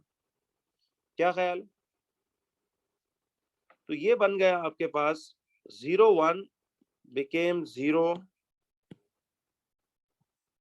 -1, 0 1 जो है it became 0 -1। ये बात सही पक्की समझ आई? कोई बात नहीं, चलें पहला केस है तो इसको जरा समझने में टाइम ले लेते हैं, कोई इशू नहीं। अब बच्चों मुझे ये बताइए कि इसकी फाइनल मैट्रिक्स क्या बनी? What is the final matrix for reflection in the x axis? जो उसने सवाल में कहा था final matrix for reflection in the x axis, तो final matrix for reflection in the x axis क्या बनी? जरा आप गौर से ये देखना, ये बात समझो। देखिए ये 1 0 वाला पॉइंट रिफ्लेक्ट होके उधर का उधर ही पड़ा रहा, वाई एक्सिस वाला पॉइंट रिफ्लेक्ट होके बिकेम 0 -1, ये बन गया। तो आपने ना अब सबसे पहले इस वाले एक्स एक्सिस वाले पॉइंट को यूं लिखना है, इधर 1 0, ये जो एक्स एक्सिस वाला पॉइंट था देखिए ये वाला 1 0 को आपने ऐसे लाकर इधर लिख दिया, सी 1 0 को लाकर इधर लिख दिया ऐसे 1 0, ठीक है, यस। और दूसरा ये जो पॉइंट है 0 -1, इसको लाकर 0 -1 को लाकर आप इधर लिख देंगे तो ये बन जाएगा 0, ये बन जाएगा -1। तो ये बन गया, देखिए गौर से, ये 1 0 इधर आकर बन गया 1 0, और 0 -1 इधर आकर बन गया 0 -1। क्लियर है? तो 1 0 became 1 0 and 0 -1 became 0 -1। जी यही दो पॉइंट्स वो नहीं देगा, हमें सोचना है कि यही दो पॉइंट्स होंगे। तो 1 0 वाला इधर आ जाएगा ऐसे करके, और 0 -1 वाला पॉइंट इधर आ जाएगा ऐसे करके। तो इन्हें इकट्ठा करके लिख देना ऐसे। तो बच्चों, now this is the matrix which represents the reflection in the x axis। देखो, इसको याद नहीं करना, ये क्रिएट कैसे किया, इसकी क्रिएशन आपने बार बार समझनी। यस, बेसिक मकसद यही है कि आपने उन दो स्टैंडर्ड पॉइंट्स को, असल में क्या किया कि हमने इन्हीं दो स्टैंडर्ड पॉइंट्स को बारी बारी एक्स एक्सिस में एक्चुअली क्या किया है, रिफ्लेक्ट किया है। तो ये पॉइंट तो यहीं का यहीं रह गया, ये वाला, ये तो इधर ही टिक गया। लेकिन ये जो पॉइंट था 0 -1 वाला, इसका परपेंडिकुलर फासला एक डब्बा था, तो इमेज का भी एक डब्बा था, वो आकर इधर रिफ्लेक्ट होके पहुंच गया। तो 1 0 तो स्टेड 1 0, लेकिन दिस 0 1 वाला पॉइंट केम ऑन टू 0 -1। तो ये बेसिकली इतना सा शॉर्टकट मेथड है जिसको हम इतना लंबा चौड़ा करके सीख रहे थे, बिकॉज पहली दफा है ना, तो सीख के कर लें, कोई टेंशन नहीं। तो ये है वो मैट्रिक्स जिसको वो कह रहा था सवाल में कि राइट डाउन द मैट्रिक्स। सी, वो कह रहा था कि write down the matrix which represents the reflection in the x axis. अब देखना, अगले केस में आपको ज्यादा जल्दी और क्विक समझ आएगा। अच्छा यार, ये सारी वर्किंग करने की एग्जाम में जरूरत नहीं है। आपको एक टाइम आएगा कि देखो डायरेक्ट, अभी 2-3 मिसालों बाद आप डायरेक्ट ये मैट्रिक्स खुद क्रिएट कर सकेंगे। ये सीखना है आप, ताकि इंस्टेंट 2 मार्क्स हमें हासिल हो। इस सारी वर्किंग की जरूरत नहीं है, आप डायरेक्ट भी अब ये मैट्रिक्स बना सकते हो। ठीक है, चलिए मैं एक सेकंड अब जरा एक अगले सवाल पे आता हूं।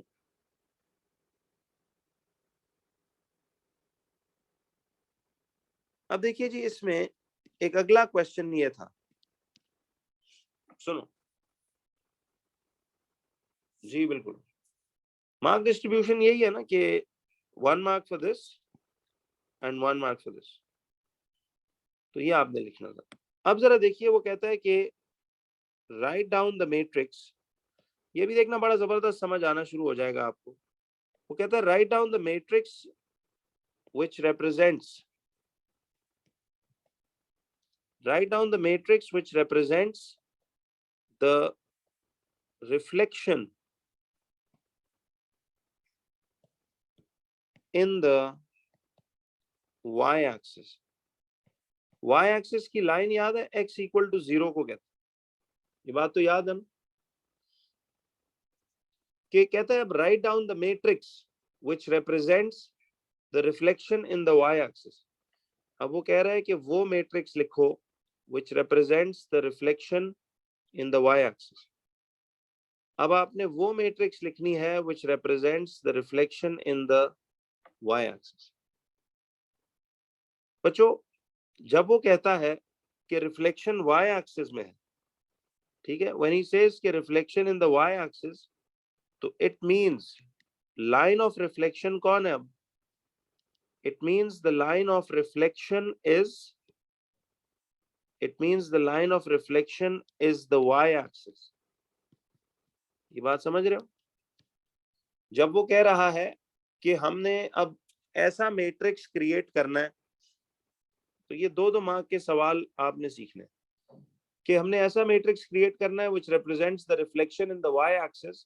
तो इसका मतलब है हमारी लाइन ऑफ रिफ्लेक्शन कौन है? वो y एक्सिस है। Line of reflection y axis है। क्लियर है सबको? क्यों जी? चलिए, अब आपने जब ये बनाना होगा,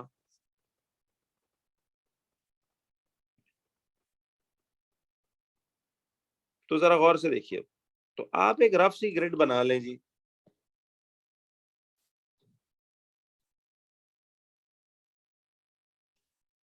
ये सपोज हमारी y एक्सिस है,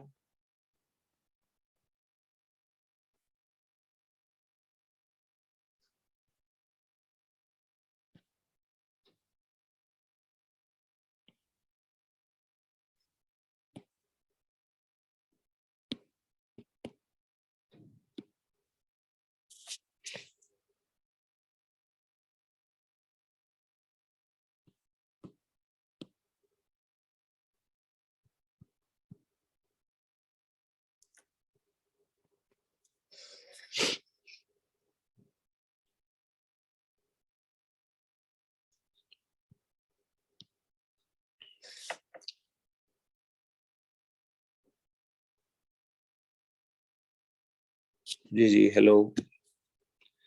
अब देखिए, अब इसमें एक पॉइंट ये है, एक पॉइंट ये है। भैया आपको बताया था कि देखिए इसमें ये 1 है, ये 1, ये -1, ये -1। देखिए चूंकि आपने इन्हीं पॉइंट्स के साथ डील करना है, सवाल ये है, right down the matrix which represents the reflection in the y-axis.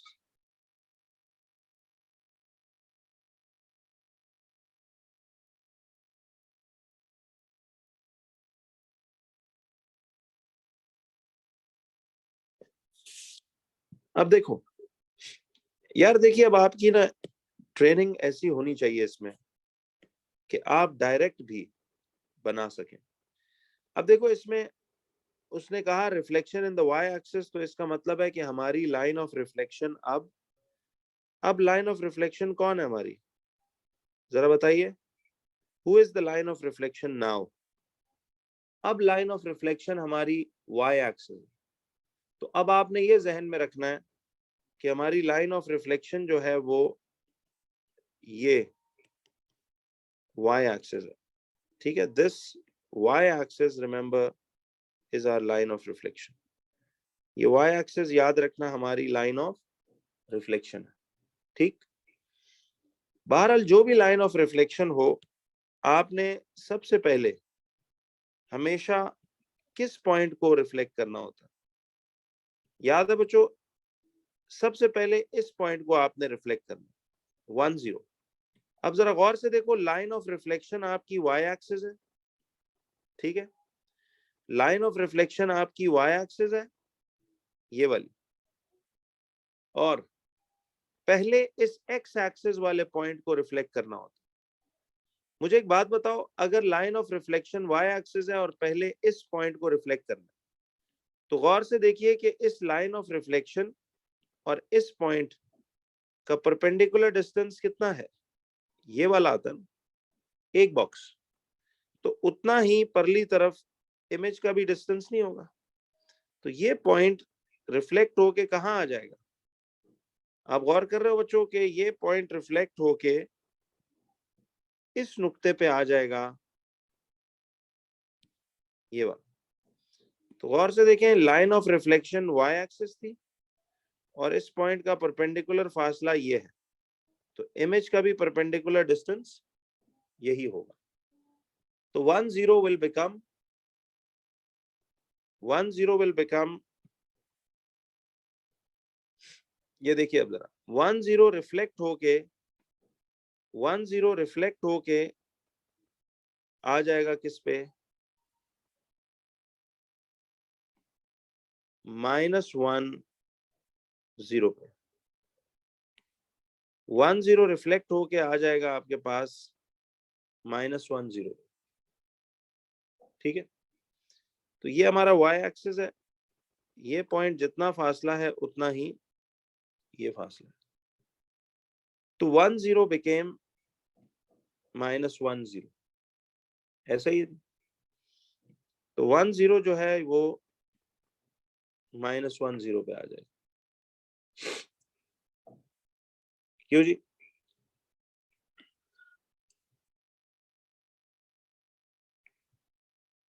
तो 1 0 बिकेम, ये क्या हो गया, ये क्लियर है सबको? अच्छा, अब देखिए लाइन ऑफ रिफ्लेक्शन यही है। तो 1 0 तो रिफ्लेक्ट होके परली तरफ इधर चला गया, तो इस पॉइंट पे आ गया। अब इस पॉइंट के कोऑर्डिनेट्स क्या होते हैं? -1 0 होते हैं। तो डायरेक्ट, अब बच्चों समझ रहे हो कि डायरेक्ट मैं लिख रहा हूं इधर, अब वो सारी वर्किंग दिखाने की जरूरत नहीं है। आप डायरेक्ट देखो कि 1 0 लाइन ऑफ रिफ्लेक्शन में रिफ्लेक्ट होके इधर आ गया, तो 1 0 बिकेम -1 0। तो आप डायरेक्ट इधर लिख दो -1 0 ऐसे। कोई वर्किंग दिखाने की सिवाय ये रफ ग्रिड बनाओ और डायरेक्ट इससे ये जवाबात निकालो। अच्छा, अब line of reflection y axis है और दूसरा पॉइंट हमारा याद है, दूसरा पॉइंट हमारा कौन होता है? ये वाला ना, तो मुझे ये बताइए कि अगर line of reflection y axis है, अब इस पॉइंट को रिफ्लेक्ट करने की बारी है। बच्चों जरा बताना, ये 0, 1 वाला पॉइंट लाइन ऑफ रिफ्लेक्शन के ऊपर पड़ा हुआ है या ऊपर नहीं पड़ा हुआ? ऊपर पड़ा हुआ है। तो क्या 0, 1 वाला पॉइंट यहीं का यहीं नहीं रहेगा? It stays the same, it won't change. Yes, so 0, 1 आप इधर से लिख दोगे इसको इधर सेकंड नंबर पे कि 0, 1 अपनी जगह पे ही रह। ये इतनी सी वर्किंग थी, देखें कोई लंबा चौड़ा काम नहीं था ये। This is the matrix. नहीं, पहले 0, 1 नहीं लिखना। उसूल है कि पहले वो एक्स एक्सिस वाला जो पॉइंट है उसको रिफ्लेक्ट करके जो जवाब आया था, देखिए Y axis line of reflection थी ना, तो ये पॉइंट था। पहले इसका जितना परपेंडिकुलर फासला है उतना ही इसका भी फासला होगा। ठीक है, तो 1, 0 विल रिफ्लेक्ट एंड बिकम -1, 0। ये -1, 0 होगा। ठीक है, दिस इज -1, 0 और ये वाई एक्सिस है और ये पॉइंट इधर का इधर ही है, तो 0, 1 विल स्टे 0, 1 ही यहाँ पे। ठीक है, 0, 1 विल स्टे एज 0, 1। ये क्लैरिटी है सबको? जी, रट्टा नहीं लगाना भाई, रट्टा आपसे लगेगा भी नहीं इसमें। ये इतने ज्यादा पॉइंट्स आ जाएंगे अब कि इसको समझकर जब तक ना करें तो गलत है। अब देखो, आपने अगर ये किया होता ना ये चैप्टर पिछले सालों में, तो आपको यही सिखाया जाता कि यार इसको याद करना। याद करके तो पॉसिबल ही नहीं है, मुश्किल काम है। क्लियर है जी? तो ये आपका मैट्रिक्स है व्हिच इज, तो this is the matrix which represents the reflection. यानी हम कह सकते हैं कि this is the matrix for reflection in the X in the Y axis. बच्चों ये मैट्रिक्स क्रिएट करना समझ में आ रहा है? नहीं, देखिए पहला पॉइंट लाइन ऑफ रिफ्लेक्शन ये है ना, लाइन ऑफ रिफ्लेक्शन ये है। पहले इस पॉइंट 1, 0 वाले एक्स एक्सिस वाले पॉइंट को पहले रिफ्लेक्ट करो। इसका जितना परपेंडिकुलर डिस्टेंस है उतना ही इमेज का डिस्टेंस था, तो ये इधर आ गया। ठीक है, 1, 0 बिकेम -1, 0। सी ये -1, 0, तो इसको पहले ऐसे ये लिखो। फिर लाइन ऑफ रिफ्लेक्शन तो यही है और ये दूसरा पॉइंट है 0, 1। तो लाइन ऑफ रिफ्लेक्शन अगर यही है तो 0, 1 यहीं का यहीं टिका रहेगा, 0, 1 ये आ जाएगा। बात समझ आई? तो ये था matrix for reflection in the Y axis.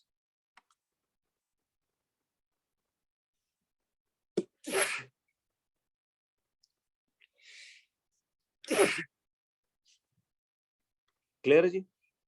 चलिए जरा एक अगला FAQ लिखिए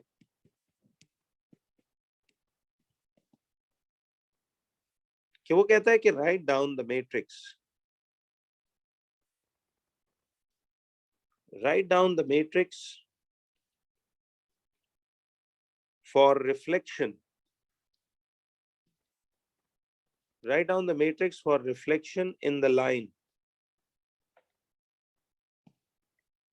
y is equal to x for 2 marks. कहता है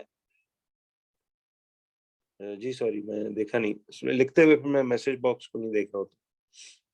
बताइए, कहता है write down the matrix for reflection in the line y is equal to x. कहते हैं कि मैट्रिक्स लिखिए बच्चों for reflection in the line y is equal to x. तो y is equal to x की कहता है right down the matrix for reflection in the line y is equal to x. तो अब क्या करें? तो right down the matrix for reflection in the line y is equal to x. चलिए इसे कंटिन्यू करते हैं। आप 10 मिनट की ब्रेक लो बच्चों।